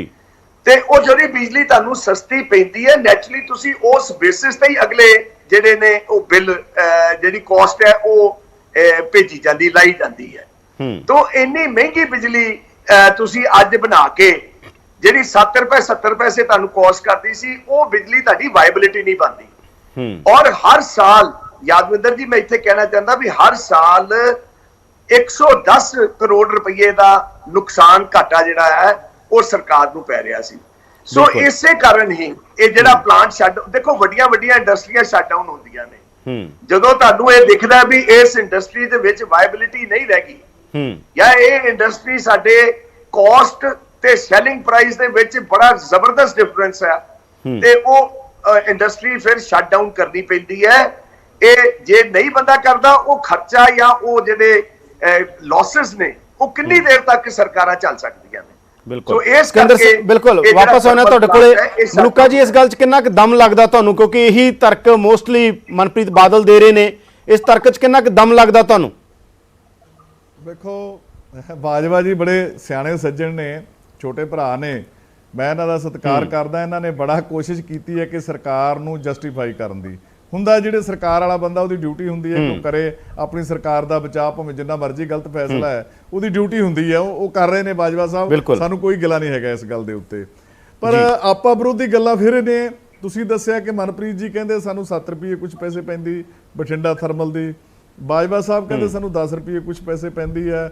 ਉਹ ਕਹਿੰਦੇ ਰੋਜ਼ ਦਾ ਸਾਨੂੰ ਇੰਨਾ ਨੁਕਸਾਨ ਸੀ, ਕਹਿੰਦੇ ਸਾਲ ਦਾ 110 ਕਰੋੜ ਦਾ ਨੁਕਸਾਨ ਹੈ। मनप्रीत जी ने 7 रुपये कहा, तुसी 10 रुपये कहा, 3 रुपये का इत्थे फर्क आ गया ना बहुत बड़ा। चलो कोई असीं ठोडे वाला मान लेने 10 नहीं ठोडे वाला मान लेने बाजवा जी, असीं कोई इस ते लड़ाई किंतु परंतु नहीं करते। जो तुसी कहा असीं ठोडी मान लेने एक 2 गल्लां आ गईयां हुणे दे उत्ते। एक इत्थे आके बाजवा साहब ने भी कहता कि सानू जिहड़ी बाहरों 2 रुपये 70 पैसे मिल रही है इस वेले जिहड़ी आम बिजली। मेरा फिर सवाल बाजवा साहब नूं उही है भी जे तुहानू वाकई 2 रुपये 70 पैसे बाहरों बिजली आम मिल रही है, फिर तुहानू लोड़ नहीं थर्मल चलाउण दी मेरी समझ के मुताबिक, तो फिर तुसीं 10 रुपये लोगों को क्यों भी किवें बेचदे आ? ये नहीं साडी समझ दे विच आ रहा कि 2 रुपये 70 पैसे लैके तुसीं 4 रुपये बेच दिओ। चलो वध तो वध खर्चे खुर्चे पा के जे नहीं सरदा 5 रुपये बेच लो। फिर 10 रुपये बेचण दा सरकारां तां कदे मुनाफे नहीं कमाउंदियां हुंदियां। ਸਰਕਾਰਾਂ ਤਾਂ ਲੋਕਾਂ ਦੀ ਸੇਵਾ ਕਰਦੀਆਂ ਨੇ, ਪ੍ਰਾਈਵੇਟ ਬੰਦੇ ਤਾਂ ਮੁਨਾਫਾ ਕਮਾਉਂਦੇ ਹੁੰਦੇ ਨੇ, ਸਰਕਾਰਾਂ ਨਹੀਂ ਕਦੇ ਮੁਨਾਫਾ ਕਮਾਉਂਦੀਆਂ।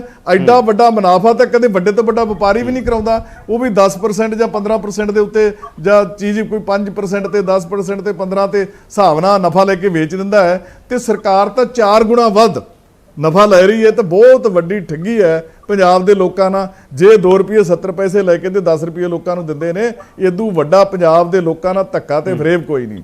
ਅਗਲੀ ਗੱਲ ਮੈਂ ਬਾਜਵਾ ਸਾਹਿਬ ਨੂੰ ਪੁੱਛਦਾ, ਸਤਿਕਾਰਯੋਗ, ਕਿ ਇਹ ਇੱਕ ਦਲੀਲ ਦਿੰਦੇ ਨੇ ਕਿ ਬਠਿੰਡੇ ਦਾ ਥਰਮਲ ਪਲਾਂਟ ਬੁੱਢਾ ਹੋ ਗਿਆ ਸੀ, ਫਿਰ ਤਾਂ ਰੋਪੜ ਦਾ ਥਰਮਲ ਪਲਾਂਟ ਵੀ ਬੁੱਢਾ ਹੋ ਗਿਆ, ਉਹ ਵੀ ਟਾਈਮ ਆਪਦਾ ਪੂਰਾ ਕਰ ਗਿਆ ਇਹਨਾਂ ਦੇ ਮੁਤਾਬਕ ਤਾਂ, ਤੇ ਲਹਿਰੇ ਦੇ ਵੀ ਤਕਰੀਬਨ 2 ਯੂਨਿਟ ਪੂਰੇ ਹੋ ਗਏ ਨੇ, ਉਹ ਵੀ ਕਰ ਗਏ ਨੇ ਆਪਦੀ ਬੁਨਿਆਦ ਪੂਰੀ। ਕੀ ਬਾਜਵਾ ਸਾਹਿਬ ਦੱਸਣਗੇ ਫਿਰ ਅਗਲੀ ਤਿਆਰੀ ਉਹਨਾਂ ਨੂੰ ਬੰਦ ਕਰਨ ਦੀ ਵੀ ਹੈ? ਜੇ ਇੰਨਾ ਘਾਟਾ ਪੈਂਦਾ ਇਹਨਾਂ ਨੂੰ, ਬਠਿੰਡੇ ਤੇ ਇੰਨਾ ਘਾਟਾ ਪੈਂਦਾ ਸੀ ਤਾਂ ਉਹਨਾਂ ਤੇ ਵੀ ਉਨਾ ਹੀ ਪੈਂਦਾ ਹੋਏਗਾ ਜਦੋਂ ਬੁੱਢੇ ਹੋ ਗਏ ਉਹ। ਤੇ ਕੀ ਬਾਜਵਾ ਸਾਹਿਬ ਇਹ ਦੱਸਣਗੇ ਕਿ ਰੋਪੜ ਤੇ ਜਿਹੜਾ ਲਹਿਰਾ ਹੈ, ਅਗਲੀ ਤਲਵਾਰ ਫਿਰ ਉਹਨਾਂ ਤੇ ਉੱਠੇਗੀ, ਉਹਨਾਂ ਨੂੰ ਵੀ ਬੰਦ ਕਰਨਗੇ? ਉਹ ਵੀ ਉਮਰ ਤਾਂ ਖਾ ਚੁੱਕੇ ਨੇ ਆਪਦੀ ਸਾਰੀ। ਸੋ ਇਹ ਗੱਲ 'ਚ ਕੋਈ ਵਜਨ ਨਹੀਂ ਹੈਗਾ। ਮੈਂ ਫਿਰ ਕਹਿੰਦਾ, ਜਿੱਦੇ ਮਰਜ਼ੀ ਆਮਣੋ ਸਾਹਮਣੇ ਬੈਠ ਜਾਣ, ਇੰਜੀਨੀਅਰਾਂ ਨੂੰ ਸੱਦ ਲਾਂਗੇ, ਟਰਬਾਈਨਾਂ ਹੀ ਬਦਲਣੀਆਂ ਪੈਂਦੀਆਂ ਨੇ, ਵੱਡੀਆਂ ਕਰਨੀਆਂ ਪੈਂਦੀਆਂ ਨੇ, ਥਰਮਲ ਚੱਲਦੇ ਰਹਿੰਦੇ ਨੇ, ਕੋਈ ਬੰਦ ਨਹੀਂ ਹੁੰਦਾ। ਇਹ ਵੀ ਥਰਮਲ ਪਲਾਂਟ ਜਦੋਂ ਚੱਲ ਰਿਹਾ ਸੀ ਬਠਿੰਡਾ, ਇਹ ਵੀ ਆਪਣੀ ਤਕਰੀਬਨ 80% ਤੋਂ ਉੱਪਰ ਕਪੈਸਿਟੀ ਤੇ ਚੱਲ ਰਿਹਾ ਸੀ। ਮੈਂ ਉਸ ਵੇਲੇ ਦੇ ਅਸੀਂ ਪੁੱਛਿਆ ਸੀ ਇੰਜੀਨੀਅਰਾਂ ਨੂੰ, ਉਹ ਕਹਿੰਦੇ ਜੀ 80% ਤੋਂ ਉੱਪਰ ਇਹ ਦੇ ਰਿਹਾ ਬਿਜਲੀ ਸਾਨੂੰ, ਕੋਈ ਐਡੀ ਨਹੀਂ ਗੱਲ ਹੈਗੀ। ਪਰ ਚਲੋ ਸਰਕਾਰਾਂ ਦੇ ਫੈਸਲੇ ਨੇ ਇਹਨੇ ਕਰ ਲਿਆ ਕਿ ਬਾਜਵਾ ਸਾਹਿਬ ਇੰਨਾ ਯਕੀਨ ਹੁਣ ਇਹ ਦੱਸਣਗੇ ਸਾਨੂੰ ਕਿ ਰੋਪੜ ਦੇ ਵੀ ਯੂਨਿਟ ਬਿਜਲੀ ਆ ਉਹਦਾ ਟਾਈਮ ਪੂਰਾ ਕਰ ਗਏ ਨੇ, ਓਵਰ ਜਾ ਰਹੇ ਨੇ। ਬਠਿੰਡੇ ਦੇ ਵੀ ਜਿਹੜਾ ਲਹਿਰਾ ਮੁਹੱਬਤ ਹੈ 2 ਉਹਦੇ ਵੀ ਤਕਰੀਬਨ ਕਰ ਚੱਲੇ ਨੇ।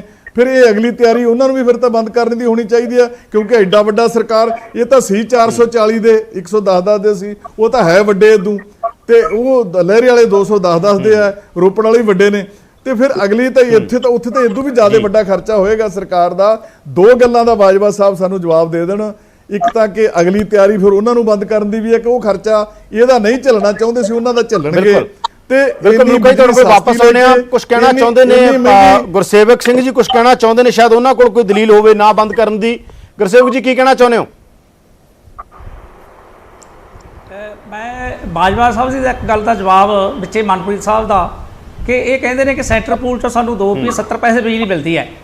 ਫਿਰ ਅਸੀਂ ਜਿਹੜਾ GVK ਗੋਇੰਦਵਾਲ ਵਾਲਾ ਥਰਮਲ ਪਲਾਂਟ ਹੈ, ਉਹਦੇ ਤੋਂ ਅੱਜ ਦੀ ਡੇਟ ਦੇ ਵਿੱਚ ਅਸੀਂ 9 ਰੁਪਏ ਬਿਜਲੀ ਕਿਉਂ ਲੈ ਰਹੇ ਹਾਂ?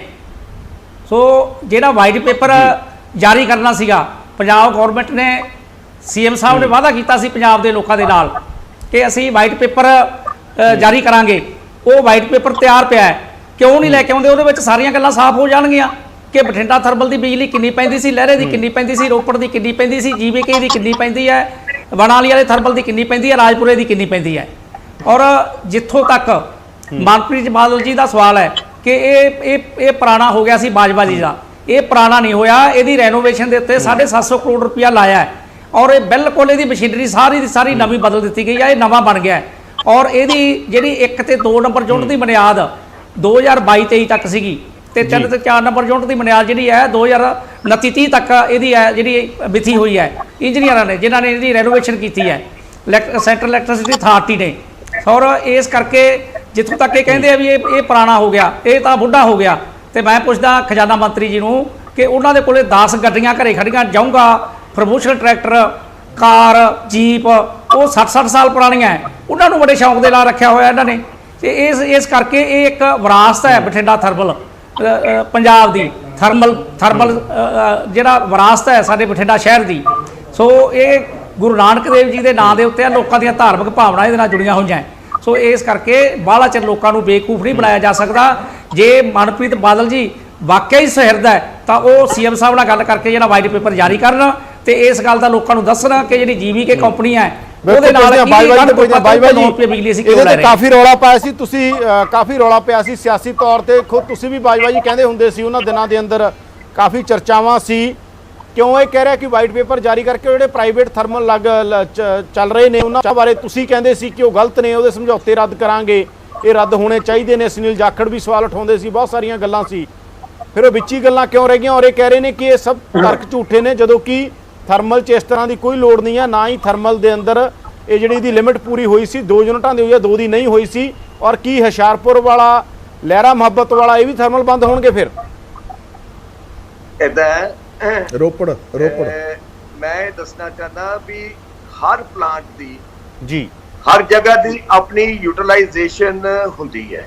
ਹੂੰ ਜਿਹੜਾ ਰੋਪੜ ਦਾ ਪਲਾਂਟ ਹੈ ਜੀ ਤੇ ਜਿਹੜਾ ਲਹਿਰਾ ਮੁਹੱਬਤ ਦਾ ਪਲਾਂਟ ਹੈ, ਹੂੰ ਉਹਨਾਂ ਦੀ ਜਿਹੜੀ ਯੂਟਿਲਾਈਜੇਸ਼ਨ ਹੈ ਉਹ more than 60% ਹੈ ਜੀ ਔਰ ਇਸ ਕਰਕੇ ਮੇਰਾ ਮਤਲਬ ਜੇ ਹੁਣ ਤੁਹਾਡੀ ਫੈਕਟਰੀ ਚੰਗੀ ਭਲੀ ਚੱਲਦੀ ਜਾਏ, ਜਿੱਥੇ ਤੁਹਾਡੀ ਯੂਟਿਲਾਈਜੇਸ਼ਨ ਹੋਏ, ਉਹਨੂੰ ਬੰਦ ਕਰਨ ਦਾ ਕੀ ਮਤਲਬ ਹੈ? ਹੂੰ ਬੰਦ ਤੇ ਉਹ ਹੁੰਦਾ ਜਿਹਦੀ ਯੂਟਿਲਾਈਜੇਸ਼ਨ ਘੱਟ ਹੋਏ। ਹੂੰ ਔਰ ਜੇ ਦੇਖੋ ਇਹ ਤਾਂ ਸਰਕਾਰ ਇਹੀ ਤਾਂ ਅਸੀਂ ਕਹਿੰਦੇ ਵੀ ਬਠਿੰਡਾ ਥਰਮਲ ਨੂੰ ਕਿਉਂ ਬੰਦ ਕੀਤਾ, ਚੰਗੇ ਭਲੇ ਚੱਲਦੇ ਨੇ। ਜੀ ਪੈਦਾ ਇੱਕ ਮਿੰਟ ਯਾਦਵਿੰਦਰ ਜੀ ਮੈਂ ਇੱਕ ਗੱਲ ਤੇ ਬੜਾ ਗੁਰਸੇਵਕ ਜੀ ਗੱਲ ਪੂਰੀ ਕਰ ਲੈਣ ਦਿਓ। ਮੇਰੀ ਗੱਲ ਸੁਣ ਲਓ ਜੀ। ਮੇਰੀ ਗੱਲ ਸੁਣ ਲਓ। ਮਨਪ੍ਰੀਤ ਬਾਦਲ ਦੀ ਕਨਸਟੀਚੁਐਂਸੀ ਬਠਿੰਡਾ ਹੈ ਹੂੰ ਤੇ ਬੰਦਾ ਆਪਣੀ ਕਨਸਟੀਚੁਐਂਸੀ ਵਿੱਚ ਕੋਈ ਕੰਮ ਬੰਦ ਕਰਨ ਤੋਂ ਜਾਂ ਉਹਨੂੰ ਸ਼ਟ ਡਾਊਨ ਕਰਨ ਤੋਂ ਪਹਿਲੇ 100 ਵਾਰ ਸੋਚਦਾ ਹੈ ਵੀ ਇਸ ਚੀਜ਼ ਦਾ ਮੈਨੂੰ ਪਲੱਸ ਤੇ ਮਾਈਨਸ ਕੀ ਹੋਣਾ ਹੈ। ਹੂੰ ਤੇ ਜੇ ਅਕਸਰ ਵਾਕਿਆ ਹੀ ਉਹ ਪਲਾਂਟ ਅੰਡਰ ਯੂਟਿਲਾਈਜੇਸ਼ਨ ਔਰ ਅਨਵਾਈਬਲ ਸੀ, ਇਹ ਤਾਂ ਹੀ ਹੋਇਆ ਹੈ। ਔਰ ਇਹਦਾ ਕਾਰਨ ਤਾਂ ਸਰਕਾਰ ਦੱਸ ਸਕਦੀ ਹੈ, ਪਰ ਮੈਂ ਇੱਕ ਗੱਲ ਦਾ ਜਿਹੜੇ ਉਹਨਾਂ ਦੇ ਫਿਗਰਸ ਨੇ, ਮੈਂ ਉਸ ਗੱਲ ਦੇ ਵਿੱਚ 100% ਇਹ ਆਨਾ ਵੀ ਅੰਡਰ ਯੂਟਿਲਾਈਜੇਸ਼ਨ ਕਰਕੇ, ਅਨਵਾਈਬਲ ਕਰਕੇ, ਪੁਰਾਣੀ ਮਸ਼ੀਨਰੀ ਕਰਕੇ, ਕਿਉਂਕਿ ਉੱਪਰੋਂ ਵੀ ਇਹਨਾਂ ਨੂੰ ਮਰਕਰੀ ਕੰਟਰੋਲ ਔਰ ਇਹਦੇ ਕਲਾਈਮੇਟ ਕੰਟਰੋਲ ਦੇ এনवायरमेंटਲ ਜਿਹੜੇ ਨੈਸੈਸਿਟੀਜ਼ ਨੇ ਉਹਨਾਂ ਨੂੰ ਬਦਲਣ ਲਈ ਸਰਕਾਰ ਦਾ ਬਹੁਤ ਖਰਚਾ ਆਣਾ ਸੀ। ਇੱਕ ਗੱਲ ਸਾਰਿਆਂ ਨਾਲੋਂ ਵੱਡੀ ਗੱਲ ਇਹ ਹੈ ਵੀ ਜਿੰਨੇ ਵੀ ਇਹ ਮੁਲਾਜ਼ਮ ਨੇ, ਤਕਰੀਬਨ 350 ਪੱਕਾ ਔਰ 650 ਕੰਟਰੈਕਟ ਬੇਸਿਸ ਤੇ ਮੁਲਾਜ਼ਮ, ਸਾਰੇ ਮੁਲਾਜ਼ਮ ਦੀ ਉਹਨਾਂ ਨੂੰ ਯੂਟਿਲਾਈਜ਼ ਉਹਨਾਂ ਦੀਆਂ ਸਰਵਿਸਿਜ਼ ਕੀਤੀਆਂ ਗਈਆਂ ਨੇ ਵਿਦਨ ਬਠਿੰਡੇ ਦੇ ਵਿੱਚ। ਔਰ ਇਹ ਨਹੀਂ ਵੀ ਉਹਨਾਂ ਨੂੰ ਕੱਢ ਦਿੱਤਾ ਗਿਆ ਹੈ, ਉਹਨਾਂ ਦਾ ਖਿਆਲ ਰੱਖਿਆ ਗਿਆ ਹੈ। ਬਾਕੀ ਇਹ ਇੰਡਸਟਰੀ ਹੈ, ਉਸ ਇੰਡਸਟਰੀ ਦੇ ਵਿੱਚ ਇਹਨਾਂ ਨੇ ਪ੍ਰਪੋਜ਼ ਜੋ ਕੀਤਾ ਉਹ ਹੈ ਵੀ ਇਹਨੂੰ SEZ ਕਨਵਰਟ ਕਰ ਦੋ, ਤਾਂ ਕਿ ਜਿਹੜੀਆਂ ਮੇਜਰ ਇੰਡਸਟਰੀਜ਼ ਕੋਈ ਇਧਰ ਆਣਾ ਚਾਹੁੰਦੇ ਬਠਿੰਡੇ, ਅਸੀਂ ਉਹ ਫੈਸਿਲਿਟੀ ਜਿਹੜੀ ਹੈਗੀ ਹੈ 1320 ਏਕੜ ਜਿਹੜੀ ਲੈਂਡ ਹੈਗੀ ਹੈ ਜਿਸ ਦੇ ਉੱਤੇ ਥਰਮਲ ਪਲਾਂਟ ਲੱਗਾ, ਉਸ ਚੀਜ਼ ਨੂੰ ਯੂਟਿਲਾਈਜੇਸ਼ਨ ਹੋ ਜੂਗੀ। ਤੇ ਜਿਹੜੀਆਂ ਲੇਕਸ ਨੇ ਉਹਨਾਂ ਲੇਕਸ ਦਾ ਅੰਦਰ ਜਿਹੜਾ ਹੈਗਾ ਪਾਣੀ, ਜਿਹੜਾ ਉਹ ਲੇਕਸ ਦਾ ਪਾਣੀ ਜਿਹੜਾ ਹੈ ਪੀਣ ਦੇ ਪਾਣੀ ਦੇ ਲਈ ਉਹ ਬਠਿੰਡੇ ਸ਼ਹਿਰ ਲਈ ਵਰਤਿਆ ਜਾਊਗਾ। ਸੋ ਇਹ ਚੀਜ਼ਾਂ ਦਾ ਸਾਰਾ ਐਂਕੜਾ ਤੇ ਸਰਕਾਰ ਨੇ ਕੱਢ ਕੇ ਫੇਰ ਹੀ ਕੋਈ ਫੈਸਲਾ ਲਿਆ ਹੋਣਾ ਹੈ। ਮੈਂ ਇਹ ਕਿਉਂਕਿ ਗੁਰਸੇਵਕ ਦੀ ਉਸ ਪਲਾਂਟ 'ਚ ਕੰਮ ਕਰਦੇ ਨੇ, ਕਹਿੰਦੇ ਜਦੋਂ ਕੋਈ ਬੂਟਾ ਲਾਇਆ ਹੋਏ ਬੰਦ ਹੋਏ ਉਹਦਾ ਅਫਸੋਸ ਜ਼ਰੂਰ ਹੁੰਦਾ ਹੈ। ਅਸੀਂ ਵੀ ਇਹ ਸਮਝਦੇ ਹਾਂ ਵੀ ਥਰਮਲ ਪਲਾਂਟ ਜਿਹੜਾ ਕਿਸੇ ਟਾਈਮ ਬਠਿੰਡੇ ਦੀ ਇੱਕ ਬੜੀ ਸ਼ਾਨ ਸੀ, ਪਰ ਕਿਉਂਕਿ ਅਨਵਾਈਬਲ ਔਰ ਪਲਾਂਟ ਨਾ ਚੱਲਣ ਕਰਕੇ ਜੇ ਬੰਦ ਹੋਇਆ ਤੇ ਗੁਰਸੇਵਕ ਹੁਰਾਂ ਨੂੰ ਔਰ ਮਲੂਕਾ ਸਾਹਿਬ ਨੂੰ ਇਸ ਚੀਜ਼ ਦਾ ਦੁੱਖ ਤਾਂ ਬਿਲਕੁਲ ਜ਼ਾਹਿਰ ਹੈ। ਮੈਂ ਸਮਝਣਾ ਵੀ ਉਹ ਹੁੰਦਾ ਹੀ ਹੋਏਗਾ, ਪਰ ਇੱਕ ਗੱਲ ਮੈਂ ਡੈਫੀਨਿਟਲੀ ਕਰਨਾ ਚਾਹੁੰਦਾ ਵੀ ਜਿਹੜੀ ਯੂਟਿਲਾਈਜੇਸ਼ਨ ਰੋਪੜ ਔਰ ਲਹਿਰਾ ਮੁਹੱਬਤ ਦੀ ਹੈ ਉਹ ਕਿਤੇ ਜ਼ਿਆਦਾ ਹੈ, ਔਰ ਇਹਦੀ ਅੰਡਰ ਅਨਵਾਈਬਲ ਇਸੇ ਕਰਕੇ ਹੀ ਪਲਾਂਟ ਹੋਇਆ, ਤਾਂ ਹੀ ਬੰਦ ਕਰਨਾ ਪਿਆ। ਤੇ ਪਰ ਜਿਹੜਾ ਇੱਕ ਤਰਕੇ ਦਿੱਤਾ ਜਾ ਰਿਹਾ ਕਿ ਜਦੋਂ ਹੁਣ ਚਲੋ ਬੰਦ ਹੋ ਰਿਹਾ ਹੈਗਾ, ਉੱਥੇ ਬਹੁਤ ਵੱਡੇ ਪੱਧਰ ਤੇ ਦਰਖਤ ਨੇ, ਇਹ ਲੋਕਾਂ ਵੱਲੋਂ ਬਠਿੰਡਾ 'ਚ ਕਿਹਾ ਜਾ ਰਿਹਾ ਕਿ ਬਹੁਤ ਵੱਡੇ ਪੱਧਰ ਤੇ ਜਿਹੜਾ ਬਠਿੰਡੇ ਲਈ ਬੜੇ ਇੰਪੋਰਟੈਂਟ ਨੇ ਸ਼ਹਿਰ ਦੀ ਆਬੋ ਹਵਾ ਦੇ ਲਈ। ਕੀ ਤੁਸੀਂ ਇਹ ਭਰੋਸਾ ਦਿਵਾ ਸਕਦੇ ਹੋ ਫਤਿਹ ਜੀ, ਜਾਂ ਸਰਕਾਰ ਤੱਕ ਇਹ ਗੱਲ ਪਹੁੰਚਦੀ ਕਰ ਸਕਦੇ ਹੋ ਕਿ ਘੱਟੋ ਘੱਟ ਉਹ ਦਰਖਤ ਬਚੇ ਰਹਿਣ ਜਿਹੜੇ ਬਹੁਤ ਵੱਡੇ ਪੱਧਰ ਦੇ ਉੱਤੇ ਬਠਿੰਡਾ ਸ਼ਹਿਰ ਲਈ ਬੜੀ ਵੱਡੀ ਆਕਸੀਜਨ ਦਿੰਦੇ ਨੇ? ਉਹ ਡੈਫੀਨੇਟਲੀ ਜੀ, ਜਿਹੜਾ ਚੰਗੇ ਕੰਮ ਲਈ ਕੋਈ ਕੰਮ ਹੋਏਗਾ, ਅਸੀਂ ਸਰਕਾਰ ਤੱਕ, ਚੀਫ ਮਿਨਿਸਟਰ ਸਾਹਿਬ ਤੱਕ ਇਸ ਗੱਲ ਦੀ ਜ਼ਰੂਰ ਡੈਫੀਨੇਟਲੀ ਤੁਹਾਡੀ ਆਵਾਜ਼, ਤੁਹਾਡੀ ਗੱਲ, ਤੁਹਾਡੀ ਇਹ ਜਿਹੜੀ ਹੈਗੀ ਹੈ ਇਹ ਜ਼ਰੂਰ ਪਹੁੰਚਾਵਾਂਗੇ। ਔਰ ਮੈਂ ਵਿਸ਼ਵਾਸ ਵੀ ਦਿਵਾਨਾ ਵੀ ਸਾਡੀ ਸਰਕਾਰ ਕੋਈ ਇਹੋ ਜਿਹਾ ਕੰਮ ਨਹੀਂ ਕਰੇਗੀ ਜਿਹਦੇ ਨਾਲ ਬਠਿੰਡੇ ਸ਼ਹਿਰ ਦੇ ਲੋਕਾਂ ਨੂੰ ਜਾਂ ਆਬੋ ਹਵਾ ਦੇ ਵਿੱਚ ਕੋਈ ਫਰਕ ਪਵੇ। ਗੁਰਸੇਵਕ ਜੀ, ਕੀ ਲੱਗਦਾ ਹੈਗਾ ਸਰਕਾਰ ਰੀਥਿੰਕ ਕਰਨ ਨੂੰ ਤਾਂ ਤਿਆਰ ਨਹੀਂ? ਇਹ ਤਾਂ ਹੁਣ ਹੋ ਗਿਆ, ਫੈਸਲਾ ਹੋ ਚੁੱਕਿਆ ਹੈਗਾ, ਤਾਂ ਤੁਹਾਨੂੰ ਕੀ ਲੱਗਦਾ ਹੁਣ ਜਿਹੜਾ ਅਗਲਾ ਰਾ SEZ ਦਾ ਕਹਿ ਰਹੇ ਨੇ, ਸਪੈਸ਼ਲ ਇਕਨੋਮਿਕ ਜ਼ੋਨ ਦੀ ਗੱਲ ਹੋ ਰਹੀ ਹੈ ਕਿ ਉਹਨੂੰ ਸਪੈਸ਼ਲ ਇਕਨੋਮਿਕ ਜ਼ੋਨ 'ਚ ਤਬਦੀਲ ਕੀਤਾ ਜਾਏਗਾ, ਬਹੁਤ ਵੱਡੀ ਇਨਵੈਸਟਮੈਂਟ ਆਏਗੀ ਬਠਿੰਡਾ 'ਚ, ਬਠਿੰਡਾ ਨੂੰ ਉਹਦਾ ਫਾਇਦਾ ਹੀ ਹੋਏਗਾ, ਇਹ ਦਾਅਵਾ ਕਰ ਰਹੇ ਨੇ ਫਤਿਹ ਜੰਗ ਬਾਜਵਾ। ਸਰਕਾਰ ਦਾ ਫੈਸਲਾ ਜਦੋਂ 2017 ਦੀਆਂ ਵਿਧਾਨ ਸਭਾ ਚੋਣਾਂ ਆਈਆਂ ਸੀ, ਤੁਹਾਡੇ ਸਰਕਾਰ ਦੇ ਫੈਸਲੇ ਮੁਤਾਬਕ ਹੀ ਸਰਕਾਰ ਦਾ ਹਿੱਸਾ ਉਦੋਂ ਵੀ ਮਨਪ੍ਰੀਤ ਸਿੰਘ ਬਾਦਲ ਜੀ ਨੇ ਇਹ ਲੋਲੀਪੌਪ, ਉਦੋਂ ਵੀ ਮਨਪ੍ਰੀਤ ਬਾਦਲ ਜੀ ਨੇ ਲੋਲੀਪੌਪ ਦਿੱਤੇ ਸੀਗੇ ਕਿ ਅਸੀਂ ਮਤਲਬ ਇੱਥੇ ਹਰ ਜਿਹੜੀ ਇੱਕ ਸਾਲ ਵਿੱਚ ਇੱਕ ਫੈਕਟਰੀ ਆਇਆ ਕਰੂਗੀ, ਸਾਲ ਦੇ ਵਿੱਚ 12 ਫੈਕਟਰੀਆਂ ਆਉਣਗੀਆਂ, 5 ਸਾਲਾਂ ਦੇ ਵਿੱਚ 5 ਸਾਲਾਂ ਦੇ 60 ਫੈਕਟਰੀਆਂ ਆ ਜਾਣਗੀਆਂ ਤੇ ਇੱਥੇ ਬਹੁਤ ਵੱਡੇ ਜਿਹੜੇ ਆ ਲੋਕਾਂ ਨੂੰ ਰੁਜ਼ਗਾਰ ਮਿਲੂਗਾ। ਉਹਨਾਂ ਗੱਲਾਂ ਦੇ ਉੱਤੇ ਕੋਈ ਅਮਲ ਨਹੀਂ ਹੋਇਆ ਤੇ ਹੁਣ ਵੀ ਜਿਹੜੀਆਂ ਗੱਲਾਂ ਇਹ ਕਹਿ ਰਹੇ ਨੇ, ਹੁਣ ਵੀ ਜਿਹੜੀਆਂ ਗੱਲਾਂ ਇਹ ਕਰ ਰਹੇ ਨੇ, ਉਹਨਾਂ ਦੀ ਵੀ ਕੀ ਗਾਰੰਟੀ ਹੈ ਕਿ ਉਹਨਾਂ ਜਿਹੜਾ ਵਾਅਦਾ ਤੋਂ ਫਿਰ ਮੁੱਕਰਿਆ ਨਹੀਂ ਜਾਊਗਾ। ਸੋ ਇਸ ਕਰਕੇ ਮੈਂ ਬਾਜਵਾ ਜੀ ਨੂੰ ਇੱਕ ਬੇਨਤੀ ਕਰਦਾ ਹੈ ਕਿ ਵਾਰ-ਵਾਰ ਇਹ ਗੱਲ ਸਾਡੇ ਮੂੰਹ ਦੇ ਵਿੱਚ ਨਾ ਪਾਓ ਕਿ ਮੁਲਾਜ਼ਮਾਂ ਦਾ ਖਿਆਲ ਰੱਖਿਆ ਗਿਆ, ਮੁਲਾਜ਼ਮਾਂ ਨੂੰ ਦੂਰ ਦਰਾਡੇ ਨਹੀਂ ਬਦਲਿਆ ਗਿਆ। ਬਦਲੀ ਤਾਂ ਮੁਲਾਜ਼ਮ ਦਾ ਇੱਕ ਹਿੱਸਾ ਹੈ ਜ਼ਿੰਦਗੀ ਦਾ।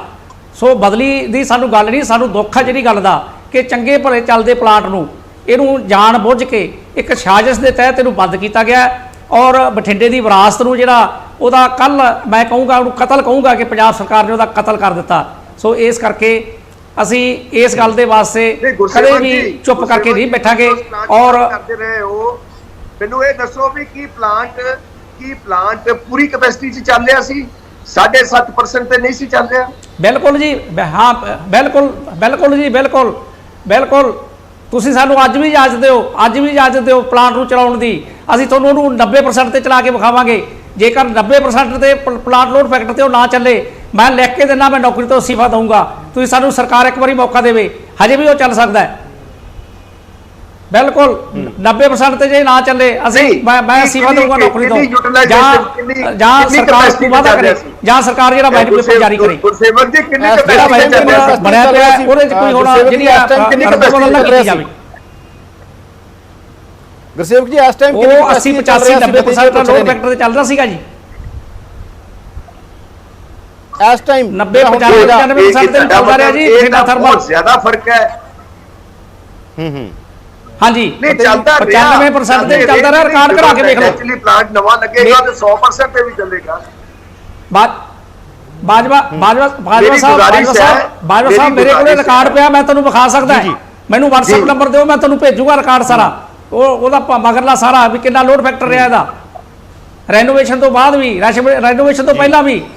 ਨਹੀਂ ਮੈਂ ਰਿਕਾਰਡ ਭੇਜੂਗਾ ਤੁਹਾਨੂੰ, ਮੈਨੂੰ WhatsApp ਨੰਬਰ ਸੈਂਡ ਕਰੋ। ਇਹ ਪਿਛਲੇ 5-7 ਸਾਲਾਂ ਦੇ ਵਿੱਚ ਗੁਰਸੇਵਕ ਜੀ, ਜੇ ਪਿਛਲੇ 5-7 ਸਾਲਾਂ ਦੇ ਵਿੱਚ ਹਾਂਜੀ ਇਹ ਪਲਾਂਟ ਦੀ ਜੇ ਕੈਪੈਸਿਟੀ ਜਿੱਦਾਂ ਤੁਸੀਂ ਕਹਿੰਦੇ ਹੋ 80% ਹੈ ਜੀ, ਫਿਰ ਤੇ ਮੈਂ ਸਮਝਦਾ ਕਿ ਸਾਜ਼ਿਸ਼ ਹੈ। ਤੇ ਜੇ ਪਲਾਂਟ ਦੀ ਕੈਪੈਸਿਟੀ ਬਹੁਤ ਥੋੜੀ ਹੈ ਫਿਰ ਗੱਲ ਗਲਤ ਹੈ। ਇਹਦੇ ਫਿਗਰਸ ਜ਼ਰੂਰ ਚਾਹੀਦੇ ਨੇ ਸਾਨੂੰ। ਇਹ ਮੈਂ ਗੱਲ ਕਰ ਬਾਜਵਾ ਸਾਹਿਬ ਮੈਂ ਚੈਨਲ ਤੇ ਬੈਠ ਕੇ ਬੋਲ ਰਿਹਾ। ਮੈਂ ਜ਼ਿੰਮੇਵਾਰ ਪਰਸਨ ਹੈ, ਮੇਰੇ ਕੋਲੇ ਰਿਕਾਰਡ ਹੈ, ਮੇਰੇ ਕੋਲ ਰਿਕਾਰਡ ਹੈ, ਮੈਂ ਤੁਹਾਨੂੰ ਰਿਕਾਰਡ ਦੇ ਸਕਦਾ। ਮਲੂਕਾ ਜੀ ਕੁਝ ਕਹਿਣਾ ਚਾਹੁੰਦੇ ਨੇ? ਇੱਕ ਮਿੰਟ 2 ਮਿੰਟ ਫਤਿਹ ਜੀ ਤੁਹਾਡੇ ਕੋਲ ਵਾਪਸ ਆਉਣ। ਫਤਿਹ ਜੀ 1 to 1 ਫਤਿਹ ਜੀ ਮਲੂਕਾ ਜੀ ਨੂੰ ਵੀ ਸ਼ਾਮਲ ਕਰ ਲਈ। ਮਲੂਕਾ ਜੀ ਕੁਝ ਕਹਿਣਾ ਚਾਹੁੰਦੇ ਨੇ? ਮਲੂਕਾ ਜੀ ਕੀ ਕਹਿਣਾ ਚਾਹੁੰਦੇ ਹੋ? ਮੈਂ ਇੱਕ ਸੈਕਿੰਡ ਦੇਖੋ ਗੱਲ ਸੁਣ ਲਓ ਜੀ ਇੱਕ ਸੈਕਿੰਡ ਬਾਜਵਾ ਜੀ ਮੈਂ ਤਾਂ ਸਿਰਫ ਇੱਕ ਮਿੰਟ ਮੇਰੀ ਗੁਜ਼ਾਰਿਸ਼, ਮਲੂਕਾ ਜੀ ਗੱਲ ਪੂਰੀ ਕਰ ਲੈਣ ਦਿਓ। ਮਲੂਕਾ ਜੀ ਮਾੜਾ ਫਤਿਹ ਜੀ ਕੁਝ ਕਹਿਣਾ ਚਾਹੁੰਦੇ ਨੇ, ਗੱਲ ਪੂਰੀ ਕਰ ਦੇ ਦਿਓ। ਜੀ ਫਤਿਹ ਜੀ ਹੱਥ ਜੋੜ ਕੇ ਬੇਨਤੀ ਹੈ ਵੀ ਇਹ ਹੈ ਵੀ ਜਿਹੜੇ ਮੇਰੇ ਭਰਾ ਗੁਰਸੇਵਕ ਨੇ ਗੱਲ ਕਹੀ ਹੈ, ਔਰ ਜਿਹੜੇ ਮਨਪ੍ਰੀਤ ਜੀ ਜਿੱਦਾਂ ਗੁਰਸੇਵਕ ਜੀ ਕਹਿੰਦੇ ਵੀ ਮੈਂ ਬੜਾ ਜ਼ਿੰਮੇਵਾਰ ਬੰਦਾ, ਮੈਂ ਇਸ ਗੱਲ ਦੀ ਕੋਈ ਦੋ ਰਾਏ ਨਹੀਂ। ਮੈਂ ਇਹ ਮੰਨਣਾ ਵੀ ਗੁਰਸੇਵਕ ਜੀ ਯੂਨੀਅਨ ਦੇ ਲੀਡਰ ਨੇ, ਬੜੇ ਆਦਰਕਾਰੀ ਨੇ, ਪਰ ਮੈਂ ਇਹ ਗੱਲ ਕਹਿੰਦਾ ਮਨਪ੍ਰੀਤ ਬਾਦਲ ਵੀ ਤੇ ਇੱਕ ਜ਼ਿੰਮੇਵਾਰ ਬੰਦੇ ਨੇ। ਜੇ ਮਨਪ੍ਰੀਤ ਬਾਦਲ ਇਹ ਕਹਿ ਰਿਹਾ ਵੀ ਇਹ 7.3% ਦੀ ਕੈਪੈਸਿਟੀ ਤੇ ਪਲਾਂਟ ਚੱਲ ਰਿਹਾ ਹੈ, ਅਨਵਾਇਬਲ ਹੈ, ਅਸੀਂ ਤਾਂ ਬੰਦ ਕੀਤਾ। ਤੁਸੀਂ ਕਹਿੰਦੇ ਹੋ ਵੀ 80-85% ਤੇ ਚੱਲ ਰਿਹਾ, ਤੇ ਜੇ ਉਹ ਫਿਗਰ ਸਾਨੂੰ ਆ ਜਾਣ ਤੇ ਮਨਪ੍ਰੀਤ ਜੀ ਨੂੰ ਇਹ ਗਲਤ ਗੱਲ ਕਹਿਣ ਦੀ ਕੀ ਲੋੜ ਸੀ? ਮੈਂ ਇਹ ਗੱਲ ਮੰਨਦਾ ਕਿ ਮੈਂ ਤਾਂ ਗੱਲ ਕਹਿੰਦਾ ਇੱਕ ਮੰਤਰੀ ਦੇ ਇੱਕ ਸਰਕਾਰ ਦੇ ਮੰਤਰੀ ਮਲੂਕਾ ਜੀ ਕੁਝ ਕਹਿਣਾ ਚਾਹੁੰਦੇ ਨੇ? ਮਲੂਕਾ ਜੀ ਕਹਿਣਾ ਚਾਹੁੰਦੇ ਹੋ? ਮੈਂ ਪਹਿਲਾਂ ਗੱਲ ਕਲੀਅਰ ਕਰਤੀ ਹੈ ਕਿ ਜਾਣ ਬੁੱਝ ਕੇ ਸਾਜ਼ਿਸ਼ ਦੇ ਤਹਿਤ ਇਹਨੂੰ ਚੱਲਣ ਨਹੀਂ ਦਿੱਤਾ ਜਾ ਰਿਹਾ। ਉਸ ਵੇਲੇ ਇੰਜੀਨੀਅਰਾਂ ਨੇ ਇਹੀ ਰਿਪੋਰਟ ਦਿੱਤੀ ਸੀ ਮਲੂਕਾ ਜੀ ਨੂੰ ਗੱਲ ਇਹਨਾਂ ਦੀ ਲਾਈਫ ਇੰਨੀ ਵੱਧ ਗਈ ਕਿ ਹੁਣ ਇਹ ਕਈ ਸਾਲ ਚੱਲ ਸਕਦਾ, ਕੋਈ ਪ੍ਰੋਬਲਮ ਨਹੀਂ ਹੈਗੀ ਹੈ। ਉਹ ਸਾਰਾ ਕੁਝ ਬਕਾਇਦਾ ਰਿਕਾਰਡ ਤੇ ਆ, ਸਾਰਾ ਕੁਝ ਐਵੇਂ ਨਹੀਂ ਸਰਕਾਰ ਪੈਸੇ ਲਾਉਂਦੀ ਹੁੰਦੀ। ਇੰਜੀਨੀਅਰਾਂ ਦੀ ਪੂਰੀ ਰਿਪੋਰਟ ਬਣੀ ਸੀ ਕਿ ਹੁਣ ਇਹ ਪੂਰੀ ਕੈਪੈਸਿਟੀ ਤੇ ਚੱਲੇਗਾ ਤੇ ਇੰਨਾ ਚਿਰ ਹੋਰ ਚੱਲੇਗਾ। ਨਹੀਂ ਕੋਈ ਇੰਜੀਨੀਅਰ ਕਮਲੇ ਤਾਂ ਹੈ ਨਹੀਂ ਸੀ ਜਿਨ੍ਹਾਂ ਨੇ ਇੰਨਾ ਰੁਪਈਆ ਲਾਇਆ ਉੱਥੇ, ਜਿਹੜਾ ਕਿ ਮੁੜ ਕੇ ਇਹ ਗੱਲ ਬਿਲਕੁਲ ਠੀਕ ਹੈ ਕਿ ਜਦੋਂ ਇਹ ਥਰਮਲ ਪਲਾਂਟ 80-85 ਤੇ ਆਮ ਹੀ ਚੱਲ ਰਿਹਾ ਸੀ, ਕੋਈ ਪ੍ਰੋਬਲਮ ਨਹੀਂ ਸੀ। ਇੰਜੀਨੀਅਰਾਂ ਨੇ ਗਾਰੰਟੀ ਦੇ ਕੇ ਚਲਾਇਆ ਸੀ ਆਪਦਾ ਉਸ ਵੇਲੇ ਕਿ ਇਹ ਰੈਨੋਵੇਟ ਹੋਇਆ। ਮੈਂ ਤਾਂ ਉਹੀ ਗੱਲ ਕਹਿਣਾ ਬਾਜਵਾ ਜੀ ਨੂੰ ਕਿ ਦੋ ਗੱਲਾਂ ਸਾਨੂੰ ਦੱਸ ਦਿਓ। ਇੱਕ ਤਾਂ ਇੰਨੀ ਸਸਤੀ ਬਿਜਲੀ ਲੈ ਕੇ ਇੰਨੀ ਮਹਿੰਗੀ ਕਿਉਂ ਦੇ ਰਹੇ ਆ ਲੋਕਾਂ ਨੂੰ, ਤੁਸੀਂ ਇੰਨੀ ਵੱਡੀ ਠੱਗੀ ਕਿਉਂ ਸਰਕਾਰ ਮਾਰ ਰਹੀ ਆ ਲੋਕਾਂ ਨਾਲ। ਇੱਕ ਕਿ ਜੇ ਤੁਸੀਂ ਇਸ ਗੱਲ ਤੇ ਆ ਗਏ ਜੇ 80% ਤੇ ਚਲੋ 90 ਨਹੀਂ ਮੈਂ ਕਹਿੰਦਾ 80 ਤੇ ਤਾਂ ਆਮ ਹੀ ਚੱਲਦਾ ਸੀ ਰੋਜ਼, 80% ਤੇ ਬਠਿੰਡਾ ਚੱਲ ਰਿਹਾ ਸੀ ਤੇ ਰੋਪੜ ਵਾਲਾ ਤਾਂ 80 ਤੇ ਚੱਲ ਨਹੀਂ ਰਿਹਾ, ਉਹ ਤਾਂ ਖੜਾ ਬਹੁਤ ਚਿਰ ਦਾ 3-4 ਜੂਨ ਤੋਂ ਤਾਂ ਬੰਦ ਹੀ ਪਏ ਨੇ।